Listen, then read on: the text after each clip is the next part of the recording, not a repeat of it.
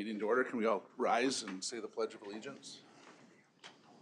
I pledge allegiance to the flag of the United States of America and to the republic for which it stands, one nation, under God, indivisible, with liberty and justice for all. Okay.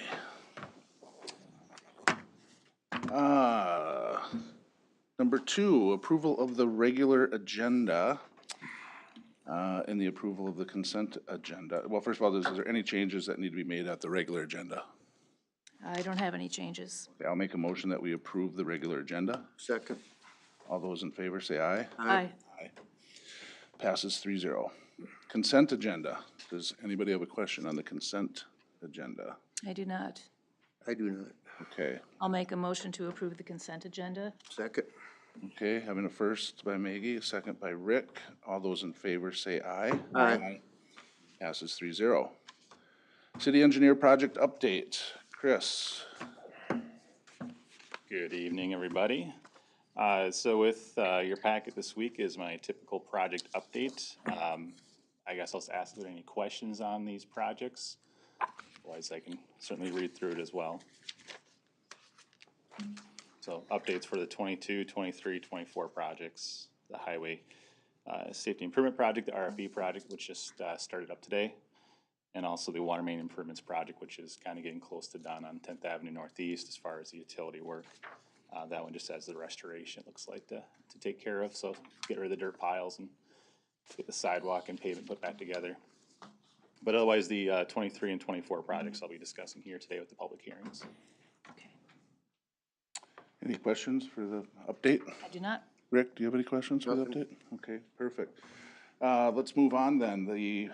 I'll make a motion that we open the meeting up, or start the public meeting, and then we'll open it up for any discussion. And So moved. I'll second. we got a first and a second. All those in favor say aye. Aye. Aye.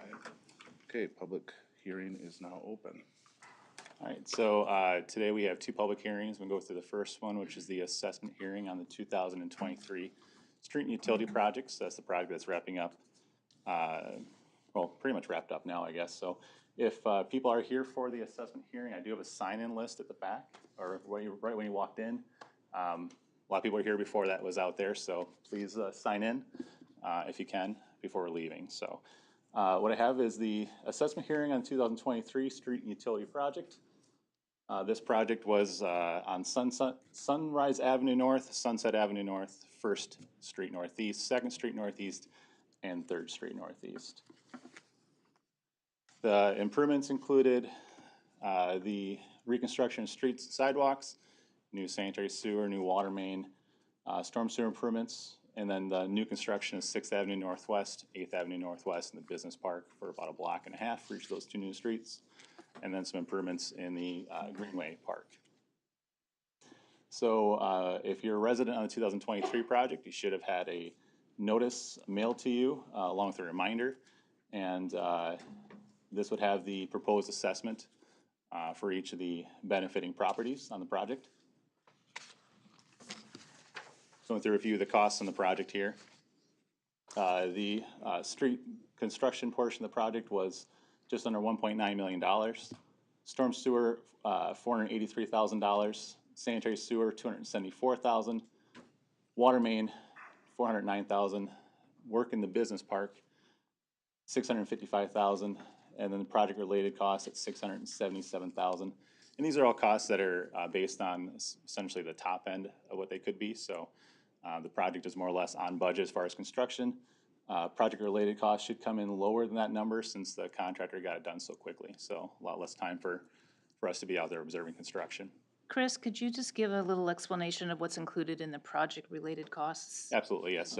So project-related costs are engineering, administrative costs, legal costs, anything that's related to completing the project that's not construction-related. Thank you. So in total, about 18.2% of the construction cost was associated to project-related. For a budgetary point, we've usually used 25%. So you can see that percentage has been lower than was initially estimated. The business park costs are split out because work in the business park is not included in the 429 assessment process. So those parcels were not in that feasibility report, and they aren't included in the assessment roll. So how do we fund projects? Property taxes is certainly a big percentage of that. User fees, so the sewer, water, and storm utility funds, assessments to benefiting properties, outside funding.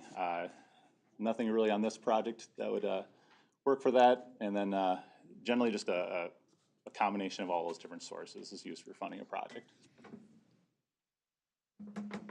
So with this project, neighborhood contribution, which is the assessments portion of the project, $694,913.02, just under 16%. Citywide contributions, which is basically just everything else that's not assessment, $3,700,599.93. So all in total equaling that $4,395,512.95. So as part of the project, we have been following the statute that allows us to assess the project. It's Minnesota Statute 429. It's a process that we started when the project was first ordered in May of 2022.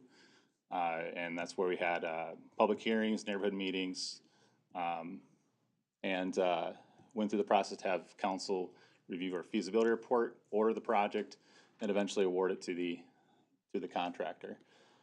So we do follow that for pretty much any kind of project that's pretty much any type of these street utility projects, all projects that the city has been doing for a number of years have followed this process.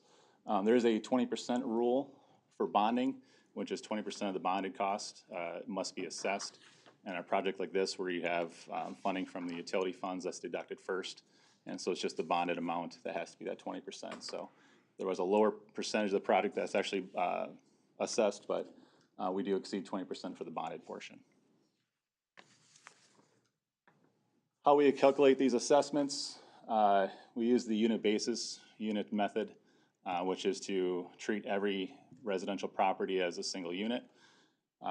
It's either 1, 0, or half, depending on if it's a corner credit or anything to that effect. We do have we do have an institutional property on this project as well, and that one uses a per foot assessment. As far as how the city has handled these in the past is we've established a rate for the project before the project is bid.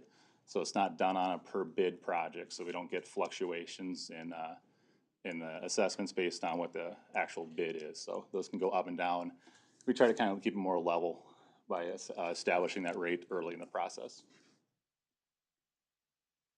You can move the next one here. So we do have a methodology to determine assessments. Corner properties are assessed for half a unit on each side. If there's no improvement on one side, they don't have an assessment. If they have full reconstruction on one side, mill and overlay on the other side, they get half a unit for each of those improvements. Most properties that are interior lots will get assessed as a single unit. And if you're on a property that has multiple frontages, 3 frontages on a project or facing multiple streets, only 2 of those are assessed. So there aren't any on this project, but there will be on the next project. The assessment rates that are used for this project match the 2022 project. So we actually started coming in higher during the feasibility report. And after getting good bids on the project, they were brought back to match the 2022 project. So 1-inch water services are assessed at $3,350 each. Sanitary sewer services are $2,490 each. Full reconstruction on a residential unit, $9,190 each. Full reconstruction on commercial or institutional properties, $159.30 per foot. And then typical residential assessment for a property that's got a full street, sewer, and water service is about $15,030. And when you say full reconstruction, that is of the street? Correct, yes. Okay, thank Full you. reconstruction of the street. That's usually new curb, new pavement, new base, the whole thing. Yeah, it's probably I know that there have been some other neighborhood meetings and such, but just for conversation, for clarification, it's nice to understand What's included what in that that. means. Yeah. Absolutely, I get it, yep, yep. So as part of this assessment process, there's a 30-day assessment interest-free period after the after adoption of the assessment roll. That will not be happening tonight because you did not have enough council members to make that vote. So that resolution to be held at a different time. After 30 days, the unpaid balance will go to Scott County, starting in 2024 for the 15-year period. Interest rate just is 4.47%, which is 1% above the city's bonded interest, or the interest on the city's bond. And there are options for deferred assessments on residential properties, which we can get into if that becomes something someone wants to do, so. And what are some of those options for deferral? Sure. Yeah, sure. I think we should talk about them just so Yep. everybody's clear. Yep, so there are deferral options for seniors, and I believe it's 65 years or older can qualify for that. You do have to request that from the city. Military service is another one. I think it's only two I've really encountered, I guess, in the past. So those deferred assessments, if you do defer an assessment, the assessment doesn't go away. It goes onto your, most people want to have these put to their taxes.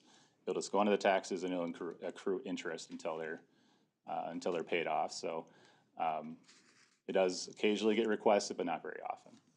Thank you. So kind of a general overview, and I'll leave it there for questions. I will say is just an update. There are two other ways that you could defer your assessments. That would be by virtue of permanent and total disability, or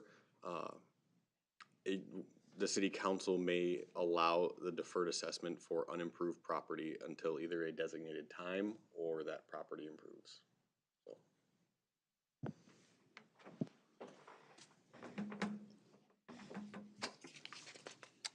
Any other questions? You guys, Rick? No. No. Okay. All right, well, how do we want to do this? We want to hear from the community first. This is on the 2023 that we're dealing, not the 2024. Right, yeah. Okay. Chris, are you available for questions then? Absolutely, yes. Okay, we'll allow anybody that would like to come up and speak. Alls I ask is that you state your name and your address, and then ask or voice any concern or ask any question that you might have of either Chris or staff.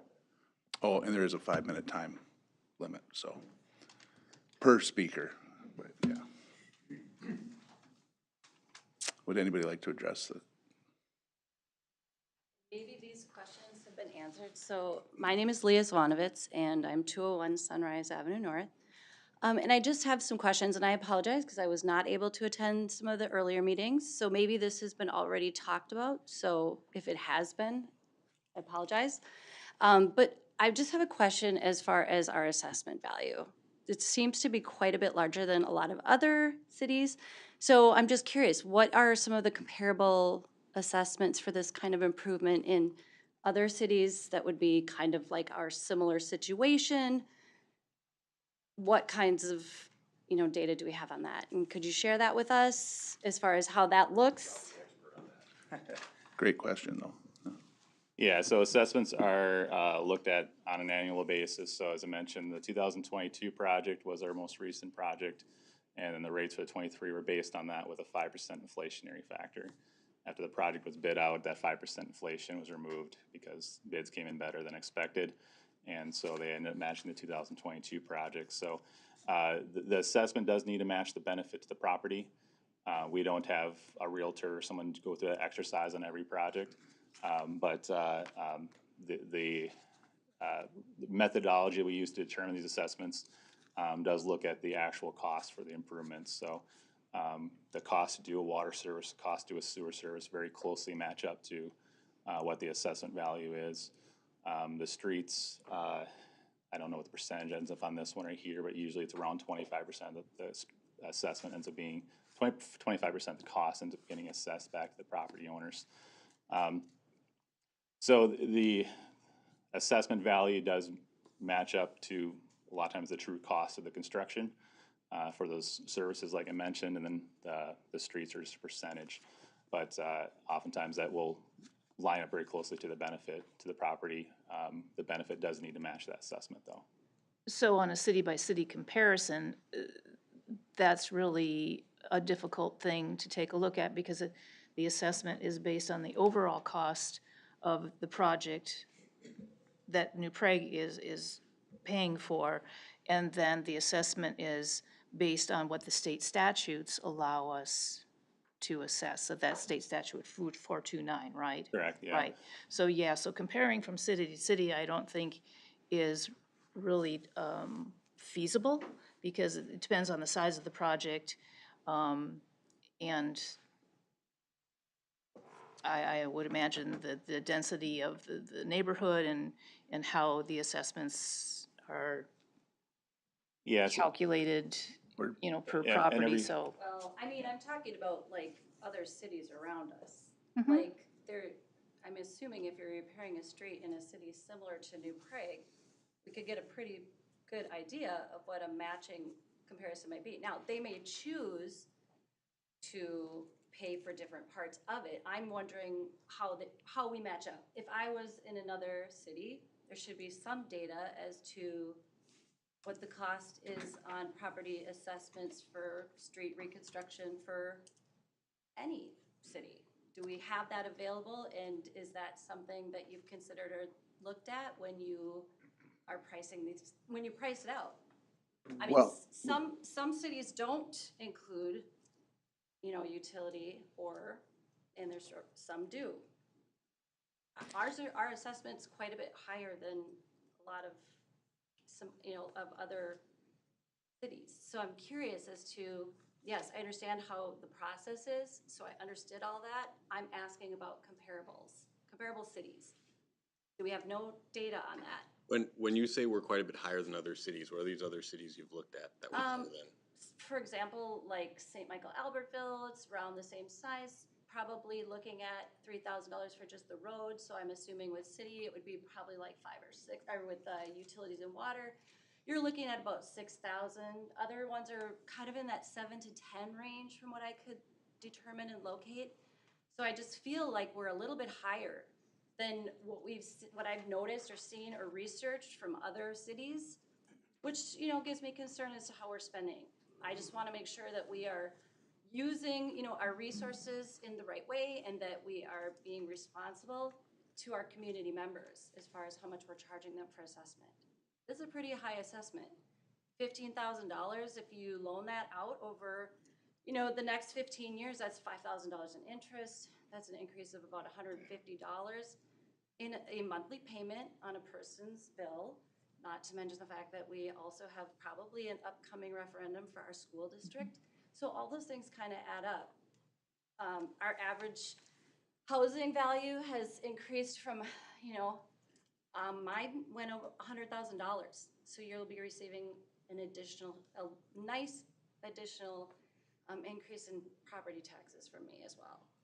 So that on top of it is kind of why I really want you to consider and look at what you're charging us for this assessment, because I don't know that it's sustainable for our local people.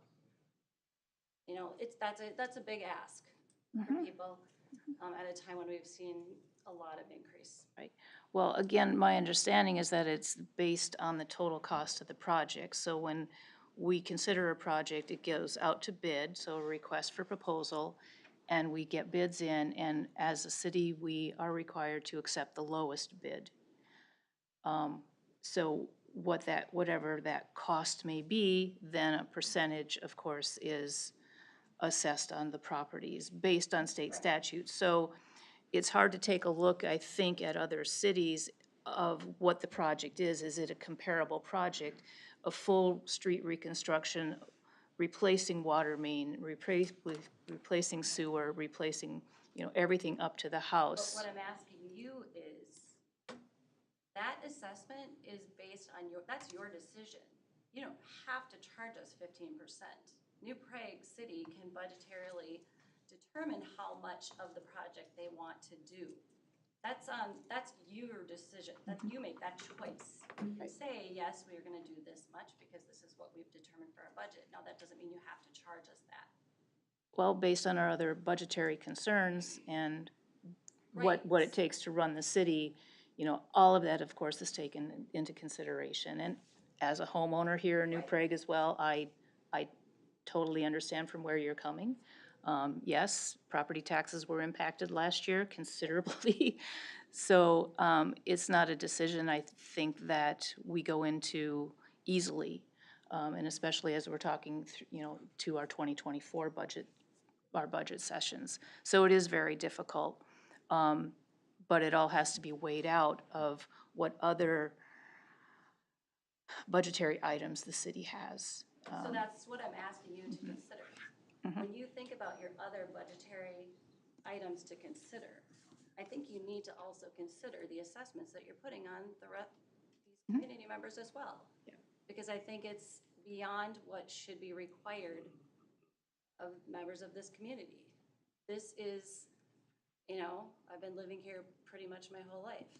And I just think that that's just asking a little bit much.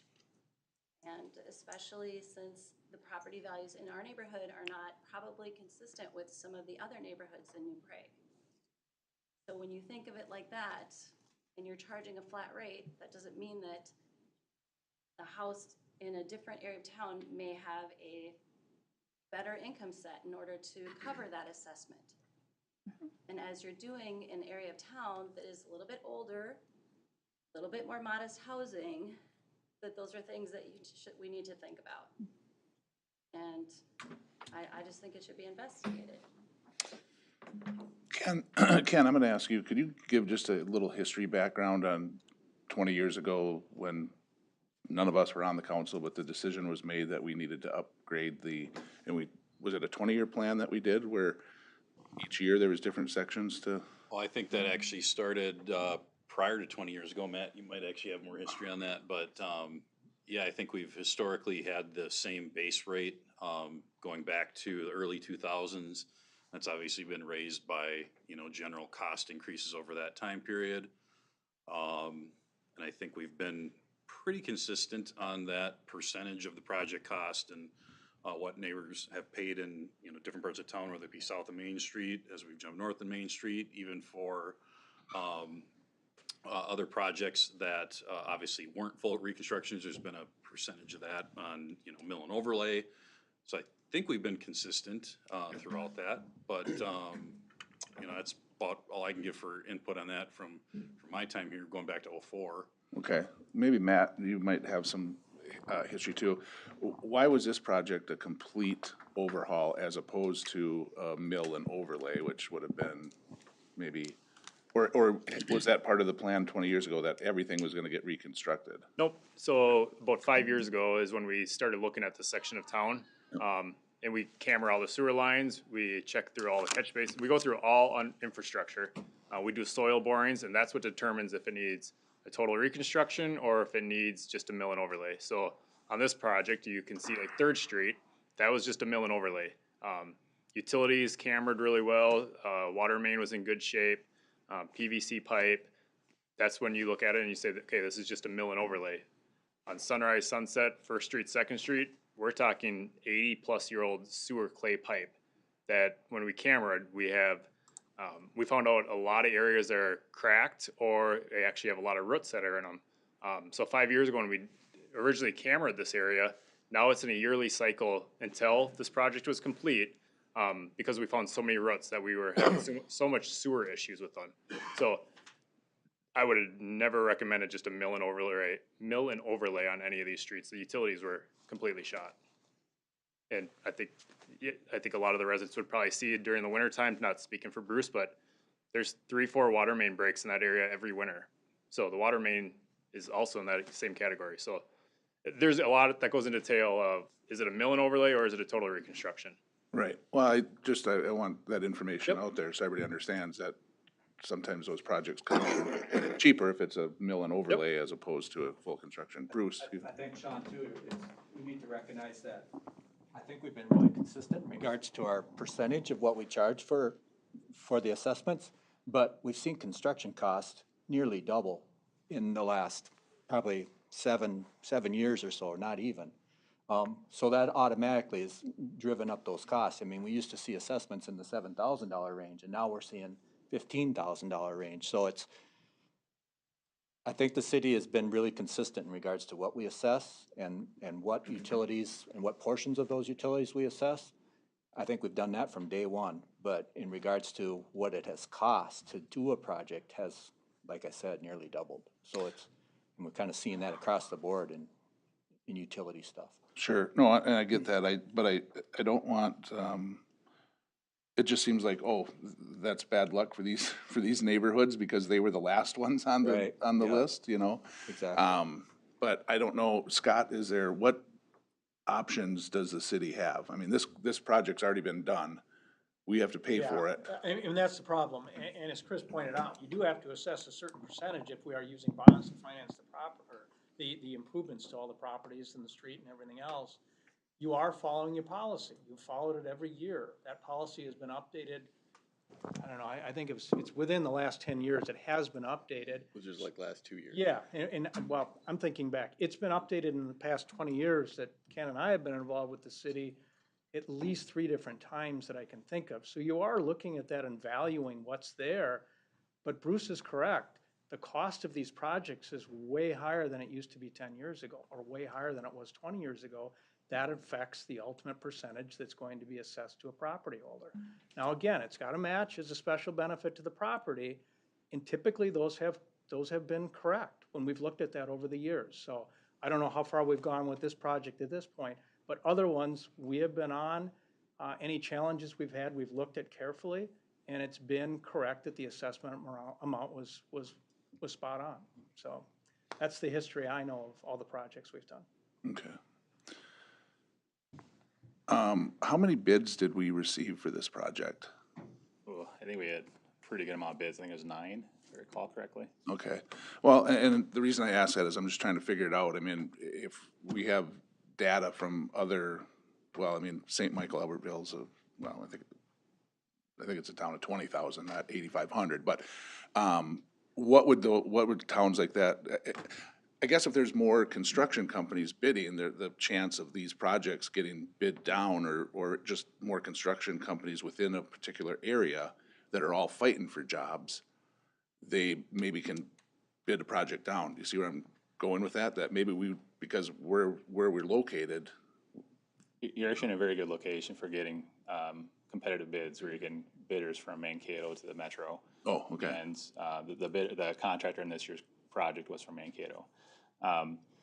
As far as looking at this city versus another city, you're kind of looking at it in a vacuum if you only look at what did they assess, because as I noted before, these projects are funded through multiple sources. So it's possible they have higher sewer utility fees, water utility fees, other ways to pay for the projects other than assessments.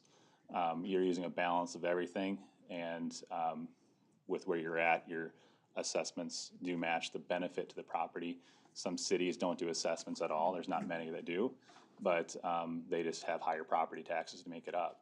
So it's paid for one way or the other. Essentially, you're paying higher user fees, higher taxes, or higher assessments, and having that mixture of all that kind of works to your favor. So people that are benefiting from the project do have an assessment on the project.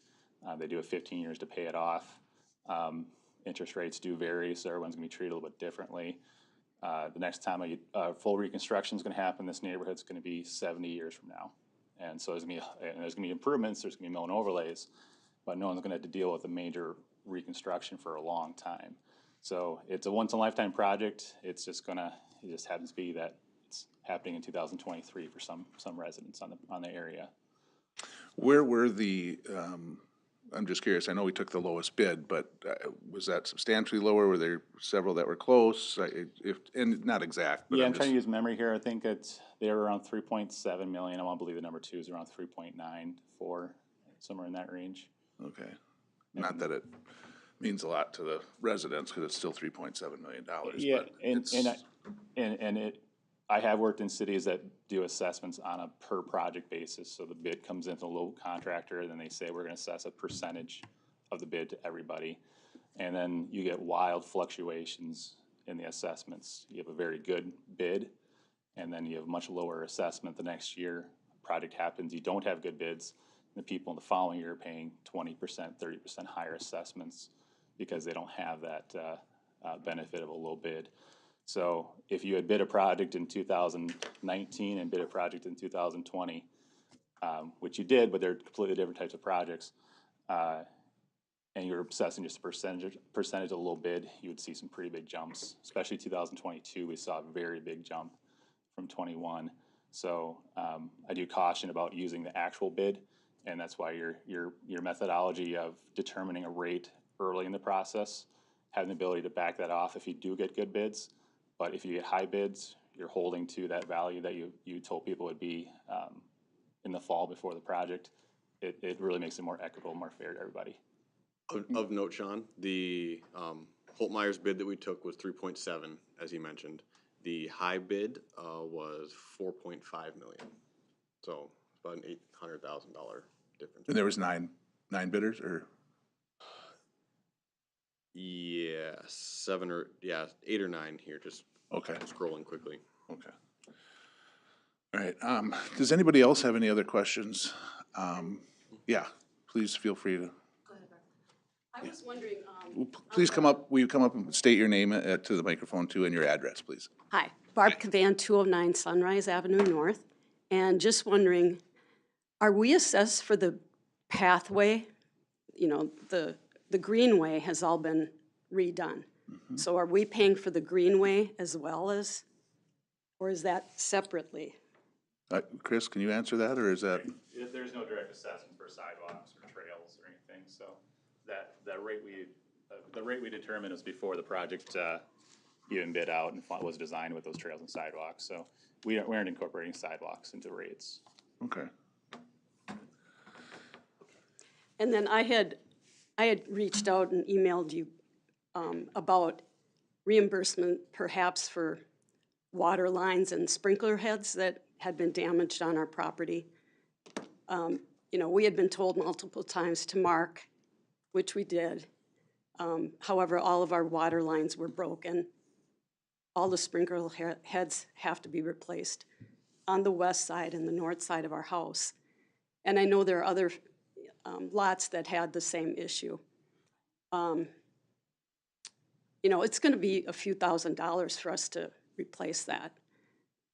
We were told to do what we did, and that it wasn't the city's responsibility. Well, I don't know if you could have some reimbursement back from the company or, construction, but that's additional cost too. And then we were also told that we were supposed to cut the lawn now.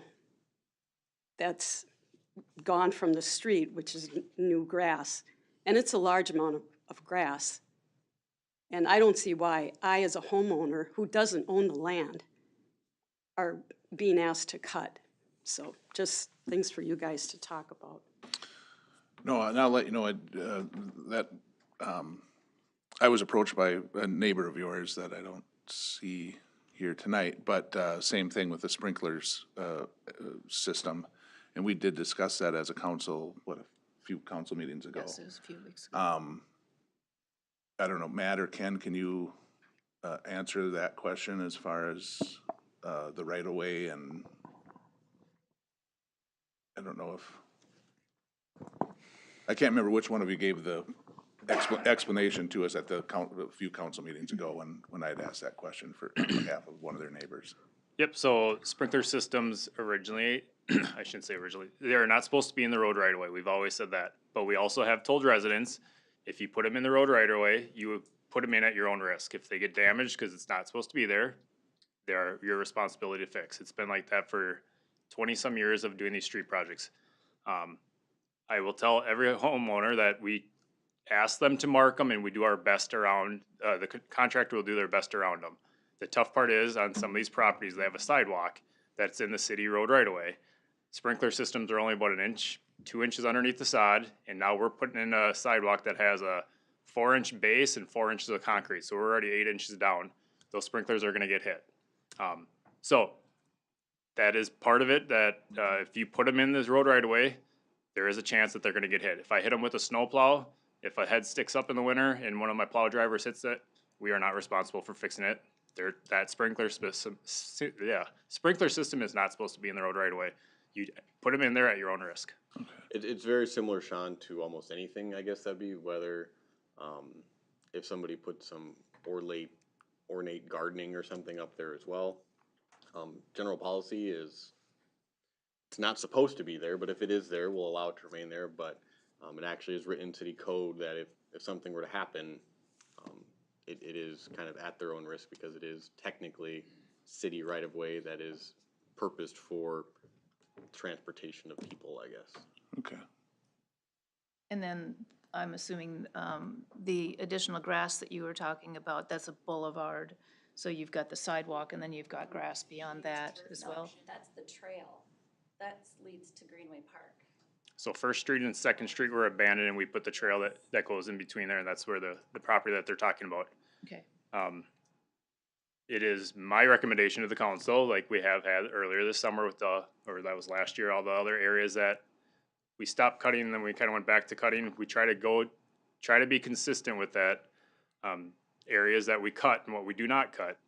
This is another area that it's, yes, it is about 15 feet each property owner will be taking over, that I'm asking the council to approve, that they would take care of, just like we would do with any other street that we do. I'll use, the example I use is right across the street from Casey's, west of Casey's.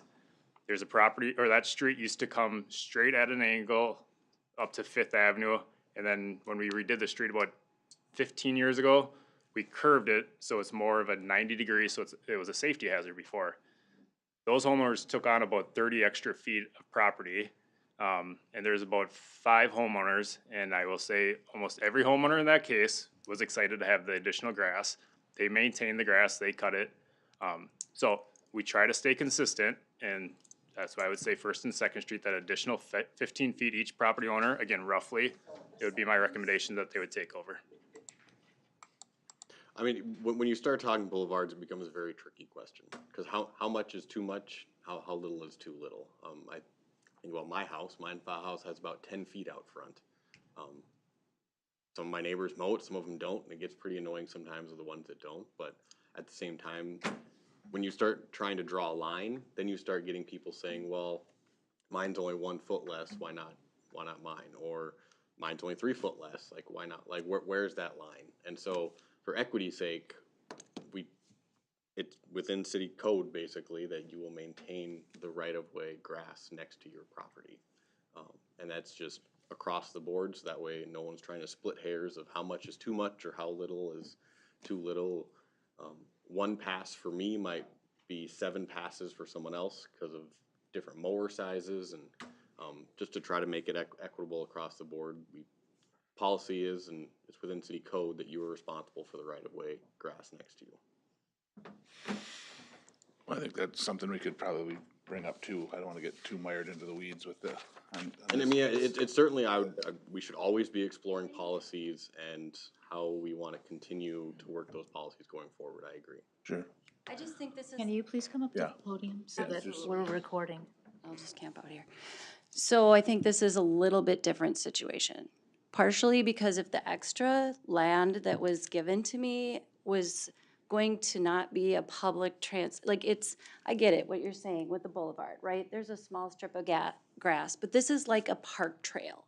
I guess that's the way I look at it, is like a park trail, right? Like you're entering a park of New Prague. That's kind of how it feels. So that's why I'm unsure as to where like my responsibilities begin and then the park.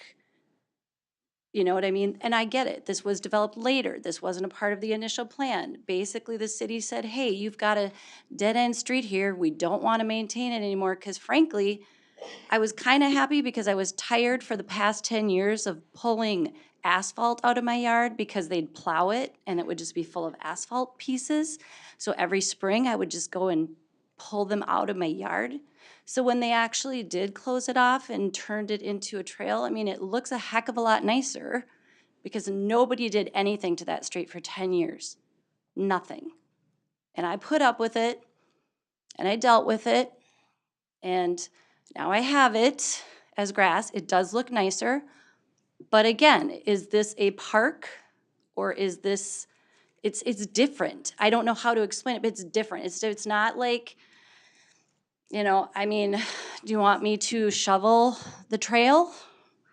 You know what I'm saying? I want you Right. to look at it in a light that looks differently because it is different. It's not a sidewalk, Sure. okay? Well, and I can't visualize it right now. I can't Yeah, see you it. can but come visit. I tell you what, we will do. We'll put it Yeah. on, we'll put that on That a would be different great. agenda in another meeting. Right. I don't know, Matt or Ken, can you get some pictures of this and we can see it and then we can discuss this as a council? And that would be great, because I want to be clear that there's a difference. Not everything, I understand consistency 100%. But I do think there are times when we need to evaluate things on a individual basis, because that is the way things sometimes have to be. Not everything fits into a little box, and we can't always have that happen. I think for some of us, and maybe Barb and myself, even just being in this space, we too had our sprinkler systems demolished, both sides, because we, of course, were on those corner ends that got filled in. Do I put in my sprinkler system back in? I'll have really great grass, but then the part that's on the park side will have no grass, no sprinkler system. So Yeah, and I that's think- another thing. And, do you put up any kind of barrier? That was said no. If people are walking their dogs on that property and then they don't pick up after their dogs, then I'm cutting the grass and I have to clean up after dogs. Like, I just want to be clear how that looks, because it's not a tiny space like a sidewalk. It's big. And like I said, Sean said, we can put this on another agenda. Right now, what we really need to focus on are the assessments. Yep, And any absolutely. additional questions. So if Yep, there no are other problem. property concerns, we can certainly address that later. Sure, come on up. So my name is Pastor John Steffens. I'm the pastor over at Community Baptist Church right here in New Prague. And I was born and raised here in New Prague.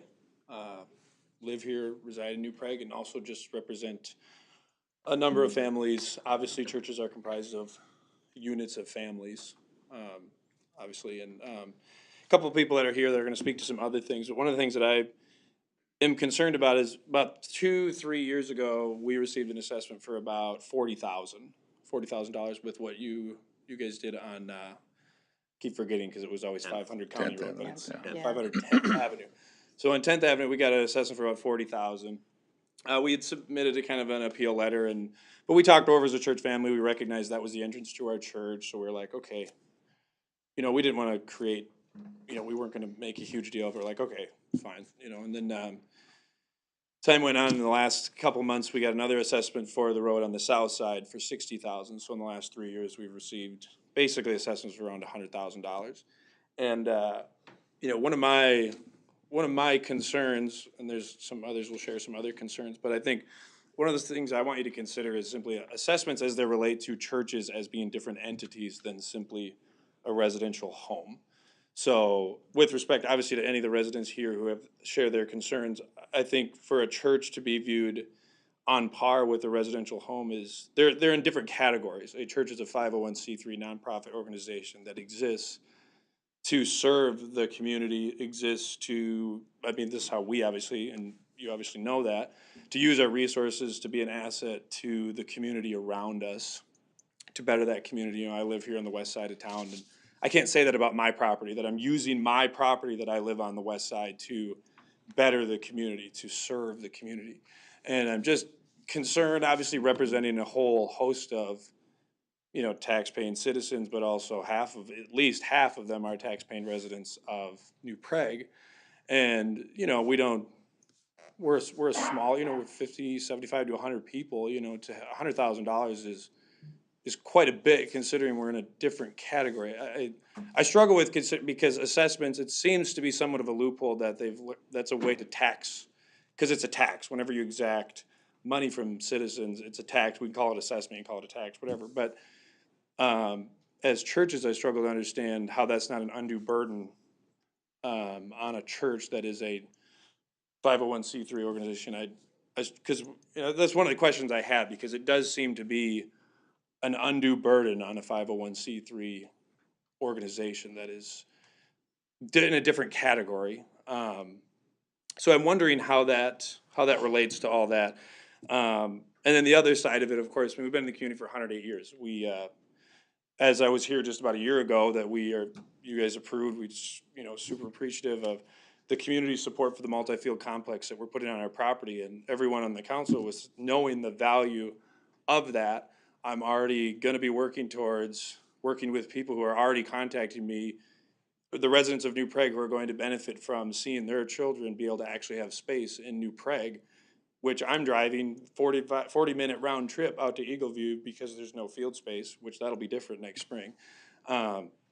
And everyone in the council saw the value of that, saw someone had asked, well, why can't the city do that? Well, we'd have to raise your taxes. This church is just being really nice to use their resources to better the community. So again, I'm just wondering if there's any way, I mean, obviously I'd love for this, we decided, hey, we'll do the first assessment, but there's a part of us that's like, when we're pushing 100,000, it's like, man, this is somewhat of a burden on a church who, I live in New Prague, I give to our church out of the kindness of my heart, I love the Lord, and I pay assessments on the houses on the west side of town when those come, and taxes, so that money's already taxed when it comes to the church, and then essentially it's gonna be assessed, like double a tax, just because the people at our church decide to attend our church. So I'm just struggling to understand if there's, how you guys see that, just some of the concerns I'm raising regarding a church being in a different category, a church that is seeking to use their property to actually better the community. And then because I feel like I want to work together. That's what I'm, to better the community. That's why churches exist, so I'm just curious your thoughts on that. You got about, is that it? You have about 30 seconds left of your 5 Sure. minutes. So I just wanted to tell you, just so you know. But Yeah, it's fine. I have some others that will speak as well. So, Okay. So I'm concerned about, obviously, if there's any way to either lower it or completely remove this second assessment. We don't have access to that road. If it didn't exist on the south side, it wouldn't affected our people coming to it. And then obviously just the side of it being an undue burden on a 501c3 organization. I'm curious lawfully how that works out. So, Well, I think a lot of the burden falls to state statute, right? That they give that burden. I mean, that's dictated by the In state. Minnesota, churches are not exempt from assessments under Chapter 429. Really, the only entities that are the federal government or the state of Minnesota. And many times there are agreements that are reached with cities and those entities to pay their share as well. Somebody's got to pay the share. And the reality is, yeah, I understand the taxation with the IRS declaration on certain 501c3s and other 504s and all that. But the reality is that there's some other 501c3 out there that wasn't a church, they'd still be taxed as well in the essence of an assessment, okay? That's not treated the same way as, income tax or something along those lines, but those types of entities are subject to assessments under Chapter 429. That's the law. is it a tax? That's the question I have. It's an assessment, so it's treated that way under state statute, so it comes with your tax bill, but no, it's called an assessment under Chapter 429. It's assessing for the benefit to the property, that's what you're paying for it. Yeah, last thing I say, I just encourage, I'm aware, and I know a lot of different people. I know of a church in New Prague that is struggling financially in part because of some of the assessments. And I'm not, I'm not upset about it. A great conversation about it. I want to work together. I'm just concerned that I'm assuming you wouldn't want a church ever to be basically put under because we decided to do their road and, and make them pay for it when they're already being assessed on whatever streets they live on in New Prague. So appreciate it. Question, St. Wentz, what did they got it nailed both, Yes. and they paid the full amount? All right, thank you. Yeah, I'm aware of that. I struggle to understand, it's I know the other churches have, but maybe they shouldn't have. I don't know if that's a completely relevant argument. I feel like. Right. We hear you though. I understand what you're saying. Is there anybody else that would like to get up and speak? Sure. Oh, well, let's take turns. Okay. Mary Hanson Bush. I live at 110 Sunrise. I have a question about the water service and sanitary sewer service fee. I was gonna speak to the church issue, if I could do that before we switch to a different subject. That's up to Mary. Mary, you Yeah. came to the podium first, so. It won't be long, I just wanted to make. Sir, Yeah, we got- Mary came to the podium first, so we'll I let think her this is finish. quick. They'll just tell me how they decide this and why they decide this. It's like $6,000 for something that I already had, that you gave me a new one. I'm just curious about it. I've been looking at different city websites and different things that I see, and they publish these fees or publish these things. For example, we're talking about the assessments. The city of Burnsville has a calculator. They have, the things are up there, and I find, and this is an improvement that I think the new Prague could provide, that the new Prague website for searching lots of these things is very complex and mixy and hard to find. So to be, perfectly, so that everybody can see these different things, I'm just curious why it costs me $3,350 to hook up my water. And I did need it, and I do have to pay for a line that runs from the city connection to my home, also at my own cost, which does benefit my home. But I'm just wondering about the large fees for these. What is built into this cost of $3,350 when you're doing like 50 houses? It just seems to me that seems a little excessive as far as adding to an addition of the $9,000 some dollars for our assessment. So I'm just curious about that. Chris, can you answer that? Sure. So the rates that are in there actually match up very closely to the contractor's bid on a project. So something as simple as the corporation valve where they connect the water main to the service might cost $700 on its own. The curb stop, the shut off in the behind the curb is about $500 to $600 on its own. You add in the piping, and then the associated costs that are project related. I've gone through the calculation on the water. I haven't done the sewer one recently, but it ended up very close to that true cost of completing that improvement. And so that's where those rates are established, is based on how much does it actually cost to do the work. And it does cost $3,000 for a contractor to dig in a sewer service or water service and make that connection. Less for sewer, more for water, but that it matches up to the true cost. Contractor will do 4 of these in a day, 4 houses in a day. You can imagine what their costs are divided by 4. It's a lot of man hours to do services. Do we put the bid up on the city website at all? I would have to look at that, I don't know off the top of my head. And if we don't, could we do that? So just moving forward, and even on this one, just so residents could you could do the math and see how the bid laid out, the contract. Would that be helpful? It would be in the council packet. When you guys approved it back in April, I want to say it would have been in that council pack. But yes, it's not easily accessible like you're saying. Yeah, to put on the website, Yep. yeah. So I think, Yeah, to the public, right. yeah, Rick, what do you think? I mean, I will say we'll probably see some significant website overhauls in the next 12 months.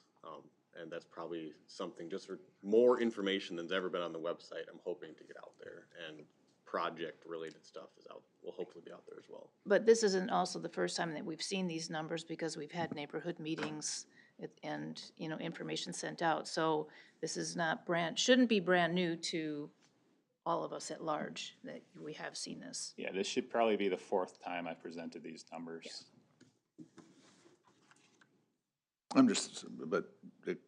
Is it possible to put on the website so people can? It's public information, so. Yeah, it's well, that's what I'm saying, let's do that so they can. Yeah, I'll just quickly mention on our part, and I know we don't advertise on the city's website, but every project that bids out, we put a tabulation of the bids after the bid opening, and so that information is fully available for anybody to look at. So there's a Through our link website or through? Through our website, or through Quest CDN, it's called. It's the advertising website that we use, but we could provide a link or some sort of way to track that down. That'd be great, because I think they'd like to be able to see that. So. And just know that if it's public information, you can always make a request for that information to the city if it's not on the website. So it's not as if we're trying to hide anything. It's just our website isn't quite as robust as it will be here soon. But you certainly can make the request to the city, and we will provide that information. Okay, would you like to come up? Yeah, my name's Gerald Steffens. I live at 703 Main Street East.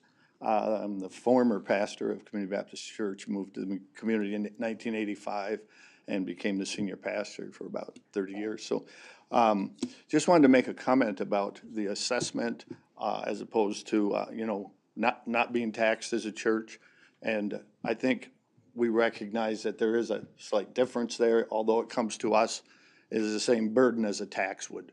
And the burden upon us, as was brought to this before, hinders us from doing more ministry within the church. Our church is trying to do as much as we can to show the community we're here for them. We're here to help them, it's even at our cost. When John is my son, but when he mentioned the cost to the fields that we're putting in, and it's saving the city money of having to purchase land, build fields, all of that. And we're doing this at our expense to help the citizens and the new families. This is a big draw for families coming in from Burnsville, Shakopee, all of those things. They want their kids to have nice fields to play on, and when they have to come and they have no place to play home games for their 10 to 15-year-olds, then, you know, that's detrimental to our community. So I guess I understand that, like you say, some of that is state dictated or whatever, but we're just asking the city to consider that we have tried to save the city countless number of millions or thousands of dollars by doing this for them.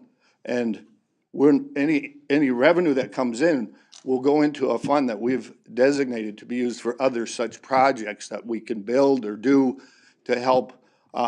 Maybe homes have been divided, families don't have much money, ways we can help with that and other things. So maybe our request wouldn't be able to be handled by taking it off, but we're just asking the city, maybe there's a way it can be reduced because of what we're doing to help the community.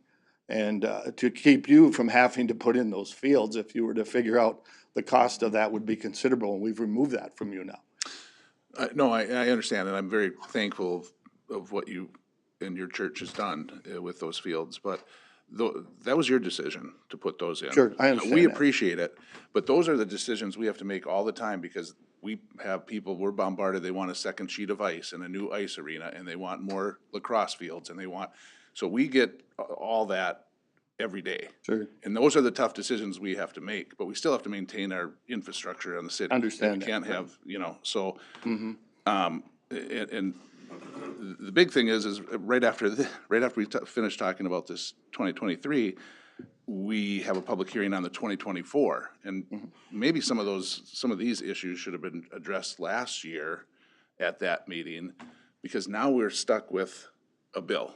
Okay. And we have to pay that bill. Sure, I understand that. And I think the city staff has said that we've been pretty consistent with all of our projects in the proportion that it has come into, that the taxpayer has paid. Problem is this one coming a little later, we've seen that construction costs have gone through the roof. Yeah, I understand that because of the. We've seen inflationary things push and interest rates go up. That's all added extra money onto it.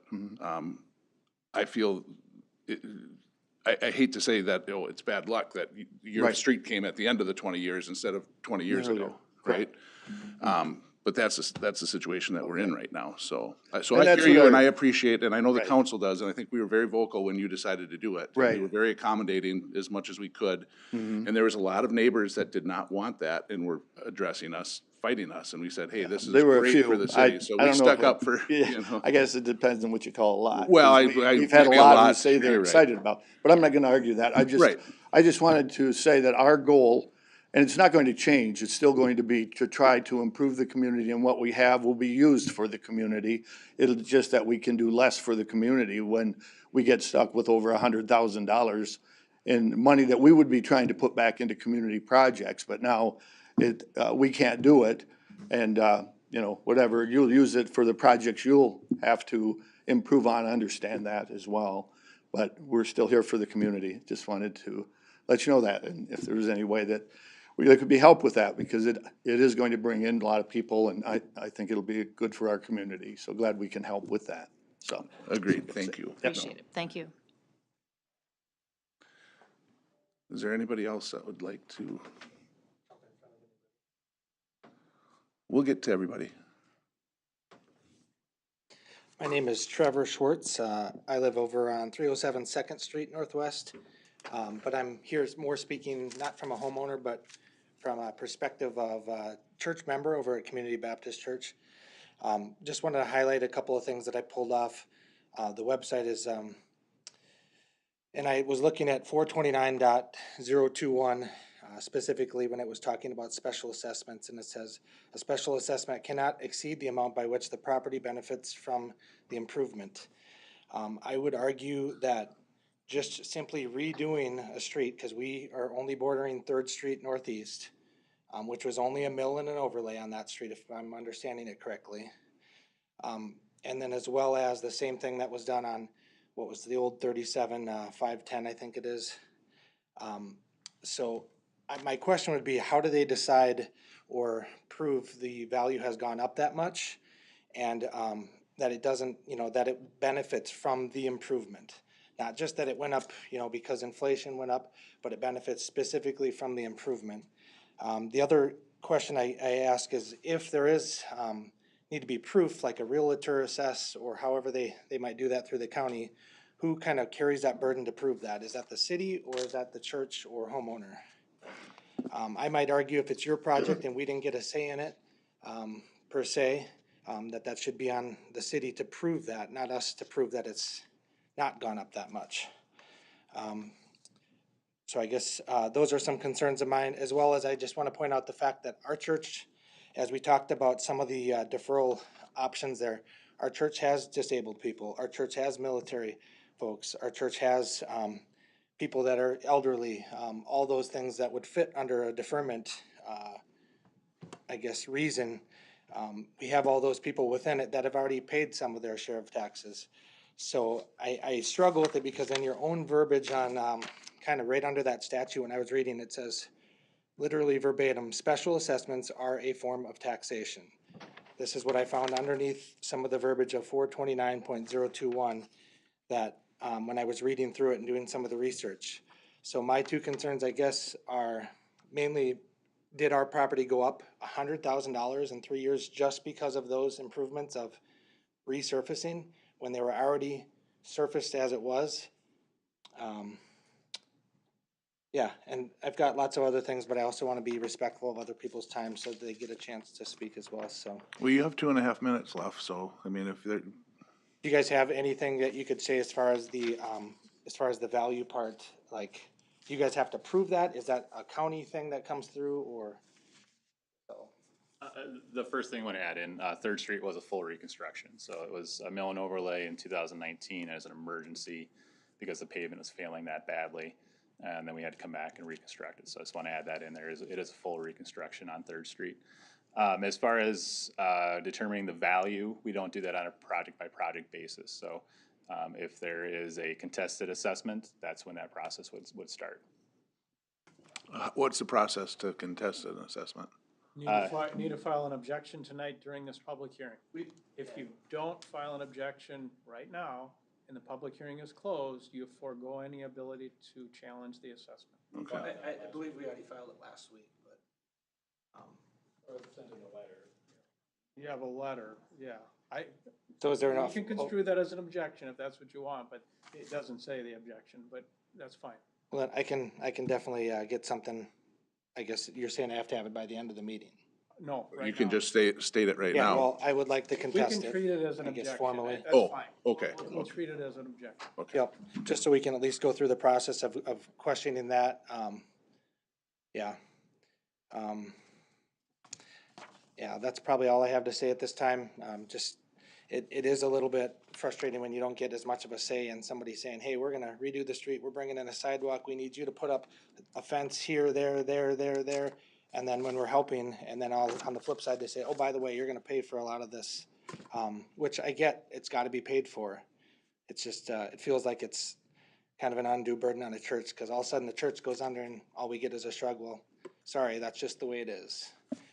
And just as a quick reference, I think we're about a tenth, maybe less of the size of St. Wentz. So when we start talking about numbers, when you have 40 to 60 members that are giving, that's a huge burden for $100,000. So I'll end with that. Okay, you Thank get you. 5 minutes, thanks.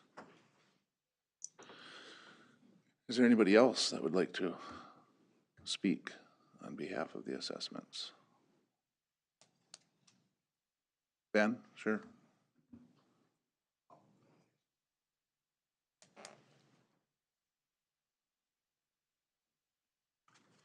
My name is Ben Bartusek. I live at 305 Sunrise Avenue North. I've lived there for 24 years. And I thought it was poor city planning to put those stubs on First Street and Second Street up against the park. If they would have used their head when they built it, if they knew they were gonna put a park there, what they should have done is done away with the street stubs and put another lot there, and they could have collected more money in taxes.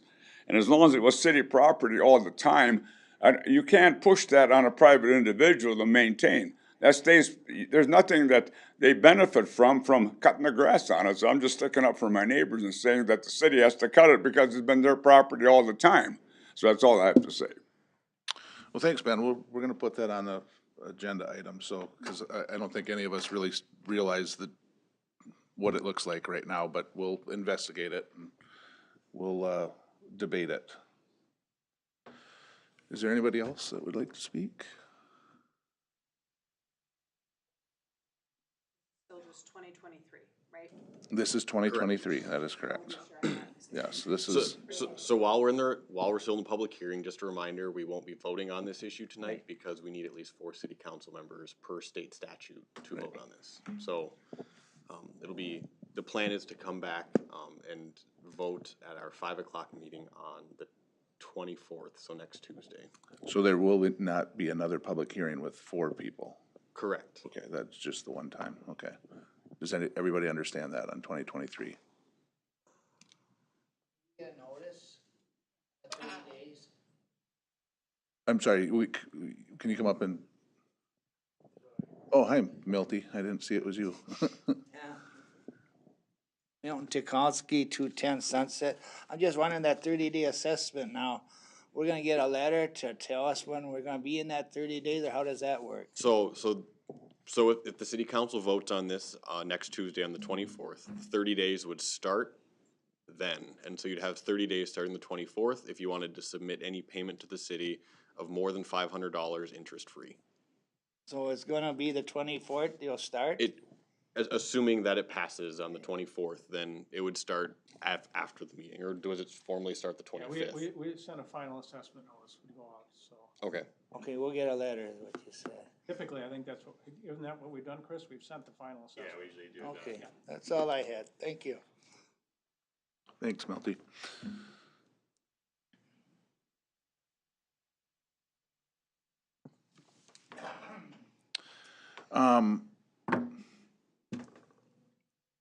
Do we need to take, if there's anybody else that wants to object? I mean, that needs to be. Yeah, now is the time, either submit the objection or it's forever waived. And what would happen in that scenario if somebody came up and said, what's the next step? They have 30 days to file once you've adopted an assessment roll, they'd have 30 days to file an actual challenge to the assessment. But if you have not done an objection to this point in time, you can't do that. Okay, what would the steps be if somebody did that 30 days from now? What's the next step that They have to go to court? or- Yes. Oh, Yeah, they'd have to file an action. oh, okay, I see. Yeah. All right. Before we close the public hearing, is there anybody that wants to voice an objection? You heard from the city attorney that should be done today, like the church did. But then it will require a formal submittal of a letter 30 days once it's voted on at our next meeting, or is that a special meeting? 24th. 24th, October 24th. But then there'll be some court involved. You'll have to file legal action. Nobody wants to object? Okay, then I'll make a motion that we close the public hearing for the 2023 assessment. So moved. I have a second from Maggie. Second. Okay, no, Maggie already seconded it, so all in favor say aye. Aye. Aye. So it'll be voted on when we have 4 of us.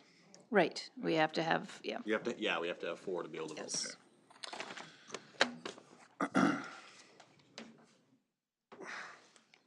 Can you get her address for me? Yes. Leah's? I believe I have it. I All think right, I do, cool. don't I? Yeah. I'll come and look at that. Well, I'm hoping we'll get some pictures from Right. staff. Yeah, right. Discuss it, It's but I not mean, gonna you hurt can- me to just roll down in tomorrow. Oh, sure, okay. All right, since we closed the 2023 hearing, public hearing, I will take a motion to open up the public hearing for ordering the engineering services for the 2024 street and utility improvement project. So moved. Second. Okay, having a first from Maggie and second from Rick. All in favor of opening the public hearing, say aye. Aye. Aye. Aye. Passes 3-0. Okay. Okay. Chris, you want to start with the 2024 project? Folks in the room, if you aren't going to stay, can you please Step out. step outside? Thank you. Thank you very much. So I do also have a sign-in sheet for the 2024 project. I'll encourage people here for that project to sign in the back before they leave today. So what I have for you is a presentation on the 2024 street utility improvement project. There are 3 projects identified in this general neighborhood between 10th Avenue and Columbus Avenue. The first project being the 23 project, which was just completed, and the second being the 2024 street and utility improvement project. So 2 distinct areas for the 2024 project. Project Area 1 is what I'd mentioned is the identifies for improvements 2024 as a full reconstruction. Includes sanitary sewer, water main, storm sewer, streets, curb, pavement, gravel, the whole reconstruction. Project Area 2 includes pavement improvements, traffic improvements, ADA improvements, and no utilities. So I'll get into those in a little more detail in the following slides. But Project Area 1, being the full reconstruction, includes Lindale Avenue from Main to 4th, Lexington Avenue from Main to 2nd, 1st Street Northeast from Pershing to Lexington, 2nd Street Northeast from Lindale to Lexington, 3rd Street Northeast from Sunset to Sunrise, 6th Street Northeast from the dead-end cul-de-sac to Pershing, Sunset Avenue from 2nd to 3rd, 1st Street Southeast from Lexington to 7th Street Southeast, and then along with the full reconstruction, there are also multiple areas of sidewalk-only improvements identified.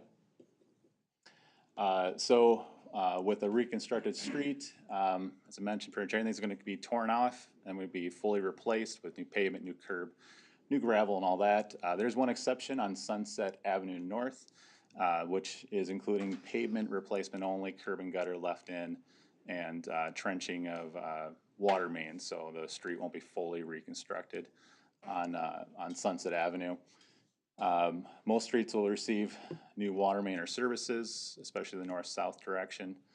And then again, most streets will get new sanitary sewer and services, with the exception of Sunset Avenue North, where we're going to leave the sanitary sewer in place, which was constructed in I think 2002, 2003. So that street was reconstructed 20 years ago, but the water main was left in. So now we got to go back and finish that off.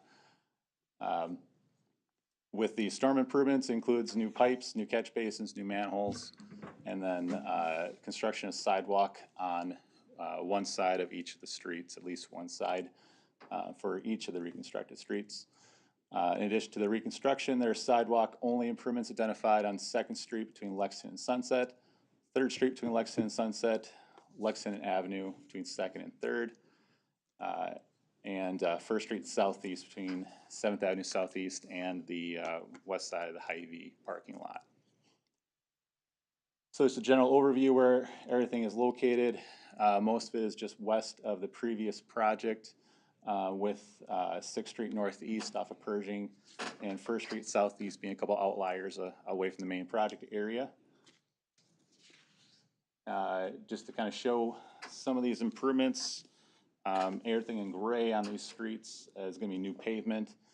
Yellow is where we've identified sidewalks. It's going to be a little difficult to see all this on the back, I'm sure, but just kind of shows the general work area. So gray for streets, yellow for sidewalk, magenta's new driveways.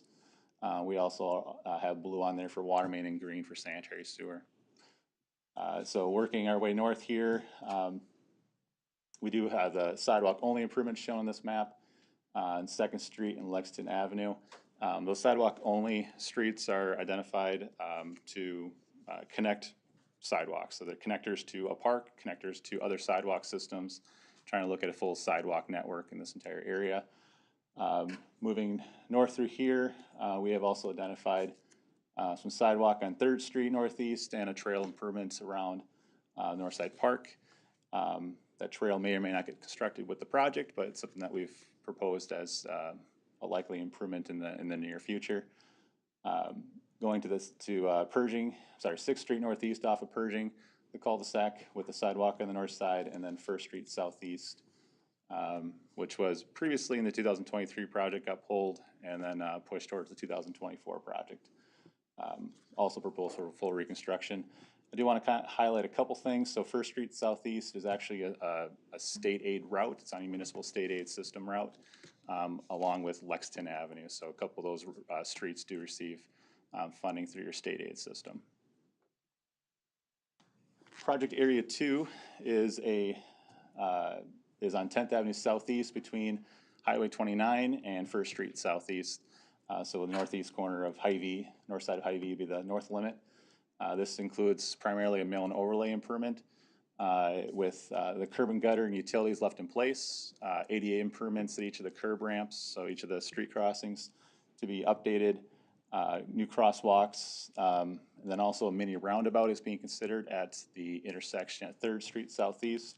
This mini roundabout would be very similar in size to the two that were constructed on Main Street a couple of years back.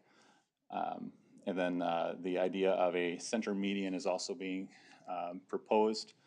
And a center median would be a landscape center median. So the project limits on this project area 2 go from Highway 29 in the south all the way up to the north side of Hy-Vee and 1st Street Southeast. So this street was constructed as part of developer-led area as these residential areas got platted and built out from about 2002 to 2005. And I think the intersection at Highway 19 was done with 2007. So relatively newer streets compared to everywhere else we're talking about, and that's why it's a mill and overlay improvement and not a more intensive improvement like the other areas of the project. So we have proposed two different options for 10th Avenue Southeast, one being to just replace the pavement and restripe it and repaint it like it is today, redo all the crosswalks, redo all the ADA ramps, get everything up to compliance and a little safer to cross. In the base option, we're also considering the mini roundabout at 3rd Street Southeast. So that would be something we're proposing with either option. We do have an option 2, which is to construct center medians in a lot of the areas of what I call unused pavement. So there's a lot of areas out there. It's a 44-foot wide street, a lot of pavement that's just striped and not meant for traffic. So we have looked at the idea of putting in a median through those areas that would be vegetated, so trees. Who decides that? Council decides that. Well, no, will it be? Yeah, it's something that we've talked with staff. Okay. Yeah, just discussions have been with staff. Both that and the roundabout kind of got started because we figured we're going in. If we're going to do something, now would be the time to do it.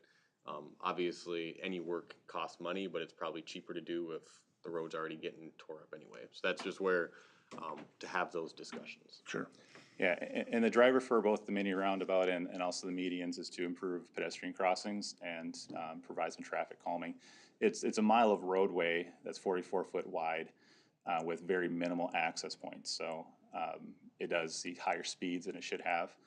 It doesn't necessarily have a lot of reported accidents compared to to get it highly ranked as far as calling it an unsafe street necessarily, but it does border a residential area and would benefit from slower traffic. So these are a couple traffic calming measures that are reviewed as potential options for this street. I think should also be mentioned with 10th there. We have been under discussions, because I know we worked with SEH that's found a fair number of potential funding sources for the improvements of 10th outside of city funding. Though many of them may require pushing it back a year or two. Right. So, yeah, and so the improvements that we're discussing on 10th Avenue Southeast, this project was not something that was identified for needing to be done in next year until this last year. It was something that was supposed to be 2026, 2027, a few years down the line, but the pavement deteriorated pretty rapidly this last winter to the point where it's requiring excessive amount of maintenance for a street its age, and is just deteriorating quickly. So it does need to have an improvement done to it. And it got pushed sooner than we were expecting. So right now, it is included in the 2024 street utility project for the purposes of the feasibility report. So if you proceeded, decide to pay for it with your own funding and state aid, it would just proceed as is. But we are looking at outside funding options because of the safety improvements and the alternative type improvements to get funding through Highway Safety Improvement Program, which was used on the RFP on 10th Avenue Southeast, or through other MnDOT programs. So Now, is that something, Chris, we'd proceed with the design of it now, or should we hold off on the design as well? yeah, that's a good question. So I would probably suggest find out what your funding situation is first, and then go into design on it. So the advantage of designing it now is that if you do apply for a bunch of funding and it does not come back positively, you can turn it around, immediately bid it next April, May, which is about the time that most of these funding programs we're talking about will have determinations made. If you wait until April or May to make that decision and then you start designing it, at that point you're looking at a late bid, which late bids can be higher construction. So this project does receive, 10th Avenue Southeast does receive funding through your state aid system. You have just under $1.2 million in your system now in your account. You'll get another $350,000 next year. If you do all the improvements identified in the two project areas, you're over that amount, so you'll have to borrow ahead. So Can that be used? Here. I guess my recommendation would be to hold off on the design. I mean, I know speaking with Matt, I mean, we did a lot of patching last year. I had to drive around a lot of patching last year in this area. But if there's a chance that we could receive other outside funding, I think speaking with Matt, we should be able to patch it together for another year if it could mean additional funding for this road from outside sources. So I guess that would be my recommendation. Yeah, no, I agree, but my question goes to the state aid. So because that's a state aid road, does that just benefit the residents along the state aid road because they get to use that money, or is that the whole project? We don't, what the state aid funding will essentially do is deduct how much goes to your general levy. So the assessments are still based on your assessment policy, regardless to whether on a state aid road, county road, a state highway, you're assessing everybody the same and equitably, regardless what kind of street they're on. So the state aid system is getting money from essentially mostly from gas tax, and the city gets about $350,000 a year to put towards your state aid routes. First Street Southeast, Lexington Avenue are going to use up most of your available funding just between those two or those three blocks of reconstruction. As far as this area here goes, the assessments would be the same as if it was any other street. It's just that you'd be using probably less of your state aid funding to pay for the project, to bank it towards a future project unless, So I'm still a little confused. So let's revert back to 2023 that we just wrapped up here just for a quick second. Yep. That was a $4 million, what was it? 3.2 million. So if there was state aid roads within that 2023 project, does that come off the total bottom line of the 3.2 million if we get 600,000 from state aid? Yeah. So then it goes from 3.3, it goes down to 2.5, and then all those houses would only be assessed on the 2.5 million, or? We don't assess it based on the project cost on each project. We're assessing it based on that rate, which is the same rate, whether it's a state aid project or a MnDOT project or a local project. So the better example might be Highway 19. We assessed everybody on Highway 19 Main Street the same way as you would on a local project. Okay. There was no difference because MnDOT was paying for a large percentage of the project. You're assessing everybody the same way on Main Street as you were a block over on First Street or Second Street. Okay. So if you completed a standalone project just on 10th Avenue Southeast, you would still assess it the way you would a normal project. Okay. A couple cross sections to show here, but a typical mill and overlay project is just taking the top 1.5 inches of blacktop off and replacing it. So It's just to improve the pavement surface, the trail on the west side of the road, sidewalk on the east side of the road would remain in place. We wouldn't do anything significant except for replacing curb ramps. The alternative option is to construct a median down the middle, about 14 feet wide from the, what I call the toe to toe. So we have state aid requirements for lane width that would be met with the alignment we show. So you have about, in this situation, about 10 feet of landscaped area in the middle of the street. These would not be located at intersections. These would be located at areas where turning movements aren't occurring. So there's a lot of T intersections on this street. And so you might have a crosswalk, you might have a median on one side and a turn lane on the other side. So right now we aren't proposing to necessarily take away any turn lanes. Perhaps a couple of the cul-de-sac low volume roads on the west side might not have turn lanes, but they'll still have openings, so there won't be any restrictions to turnings with this type of a layout. So area one, which is the reconstruction portion of the project, street improvements are estimated at $3.688 million, and that's project costs. It's construction plus project-related costs. Stormwater improvements, just under $575,000. Sanitary sewer improvements, $715,000. Water main improvements, $962,000. Street lighting, about $11,000. So on the area one, total project cost is estimated at $5,950,000 and $950 and $900. So, on the area two, which is the 10th Avenue improvement, street improvements, $715,000. Lighting, and a good portion of the lighting is on the roundabout, $53,000, and then a total of $768,400. No utility improvements on those streets, so no utility costs associated. And then on the total estimated costs, combining everything together gets to a total project cost of $6,719,300. So definitely a larger project than this year's project, but that's a lot of area, I guess. So familiar slide here, but how do you pay for a project? General levy, property taxes, user fees, sewer fund, water fund, stormwater fund, assessments to benefiting projects, properties, outside funding on this project, MnDOT state aid being definitely a portion of the project, and then also trying to seek outside funding through different grant mechanisms. So, and with that, there's always some sort of a combination of all. So generally, if you get a grant funding or state aid funding on a project, it reduces the top line, the general levy line.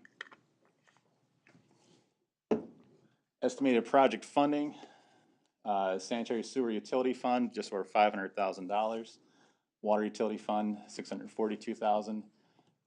Stormwater utility fund, $501,000. Municipal state aid, $1.8 million. Like I mentioned, you have 1.2 in your account, you'll get another 350. So this is larger than your current account balance, but if you did proceed with the project, you could get an advance on funding, so you could advance fundings for future years.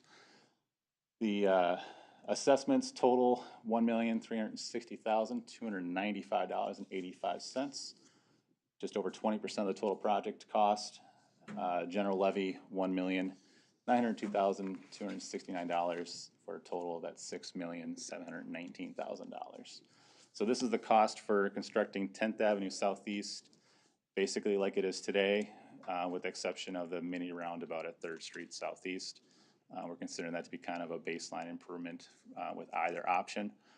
If medians were constructed, our estimate is about $142 per road foot cost. So if we identified the largest amount of medians you can do on the project, you could also do something smaller, medians at just intersections or medians entire length, and that's where council and staff would provide input towards how that proceeds, and probably a good part of the decision might be where you get funding for it. So again, we're following the Minnesota Statute 429 process. So we did start this off with the council ordering the preparation of the feasibility report at the second meeting in June. SEH has been working on this report. We've had a neighborhood meeting in the middle of September and presented the proposed project.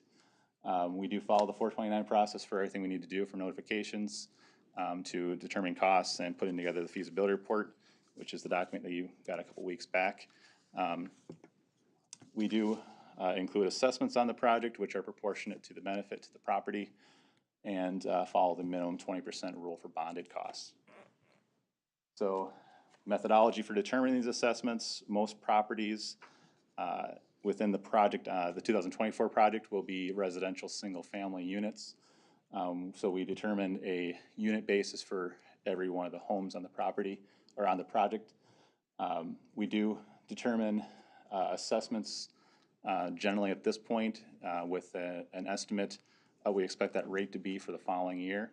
And then if any adjustments are made, we generally work our way down from that later if project bidding comes in lower than anticipated. So we do that just kind of show you what the maximum level, what the assessment would be.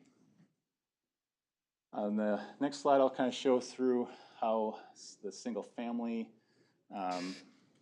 parcels are determined. So in most cases, if you're on an interior lot, you're not a corner lot, you're going to be one unit. So if you're abutting a full reconstruction, a mill and overlay, or improvement similar to that, you'd be determined to be one unit if you're on an interior lot on a project. Corner lots, we do consider each side separately. So you get assessed for half of each side of your parcel. If there is a full reconstruction on one side, a mill and overlay on the other side, you get assessed for half a unit for each of those two improvements. If there's no improvement on one side and full reconstruction on the other, you'd only be assessed for 1/2 of a full reconstruction unit.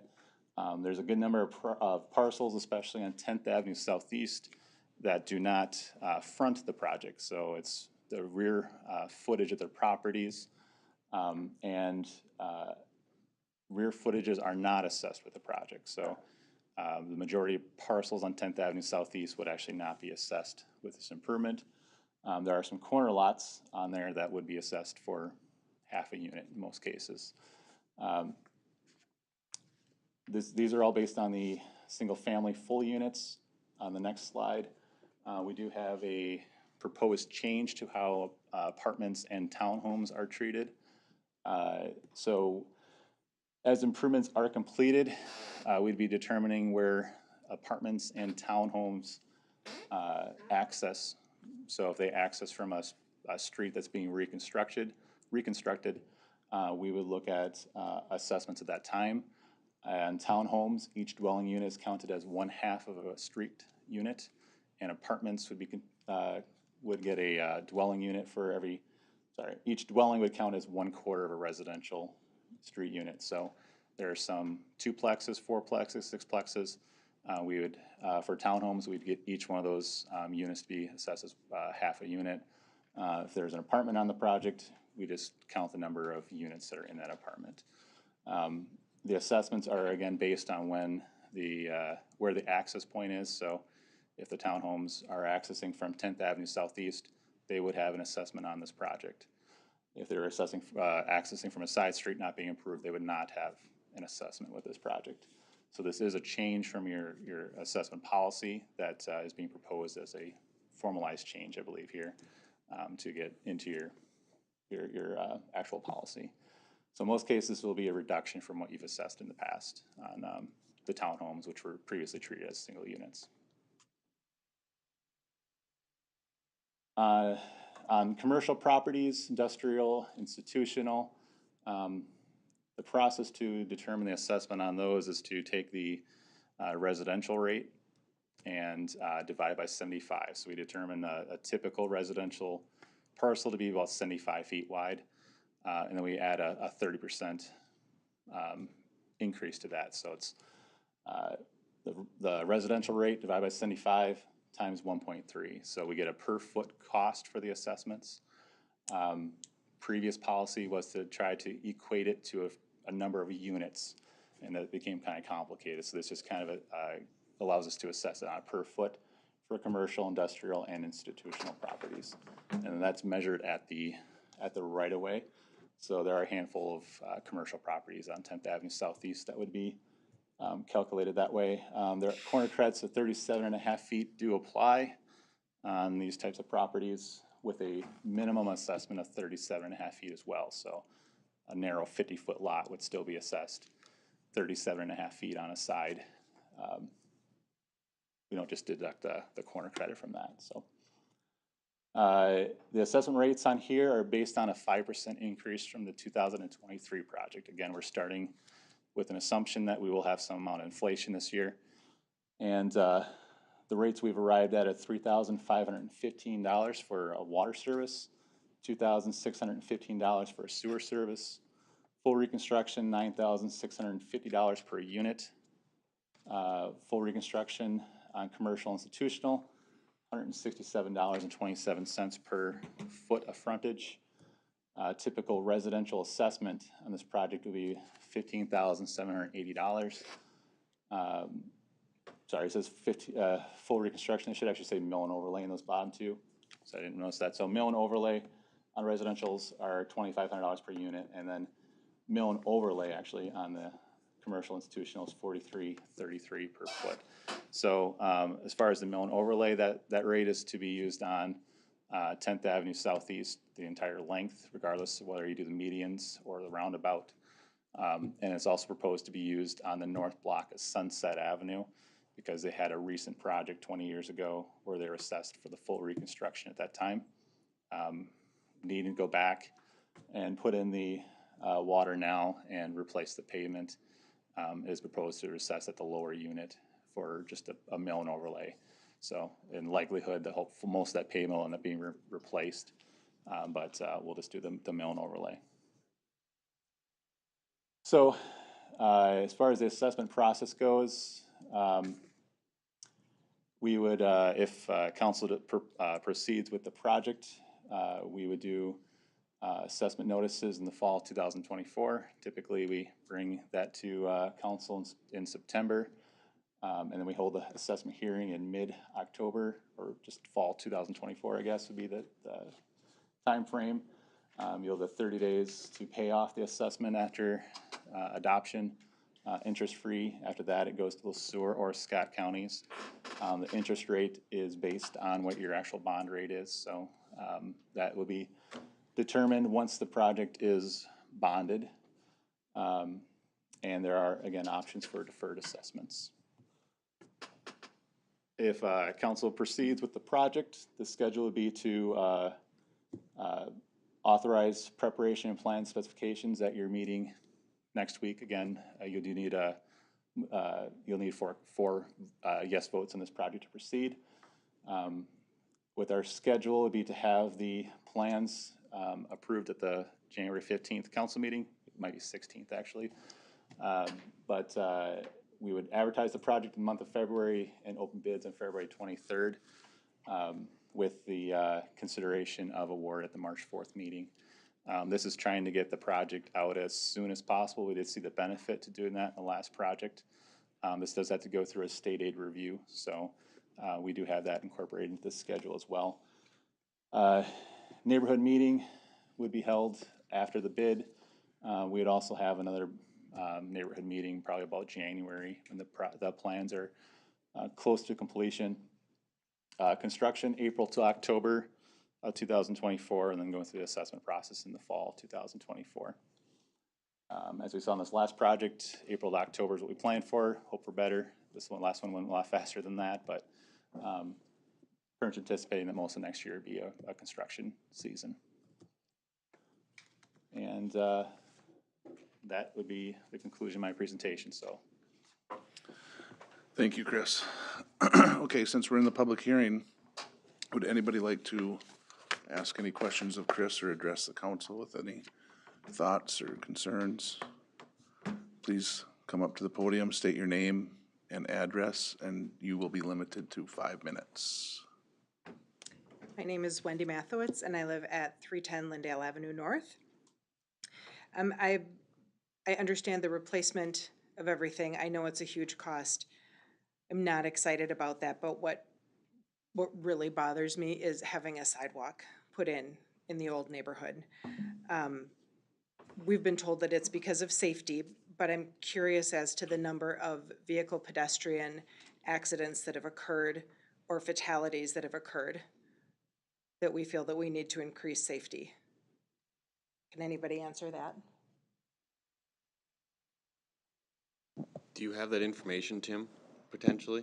I mean, probably. Just in that old part of the neighborhood. I don't have that here in front of me, but anytime that you can take pedestrian traffic off of a roadway, you're preventing any type of potential for that to happen, right? So the idea there is creating a safer street for our walkers, runners, bikers, whatever that may be. I know as our city continues to grow, our side streets do have become busier than they have in the last, we'll go back 10, 15, 20 years since I've been here.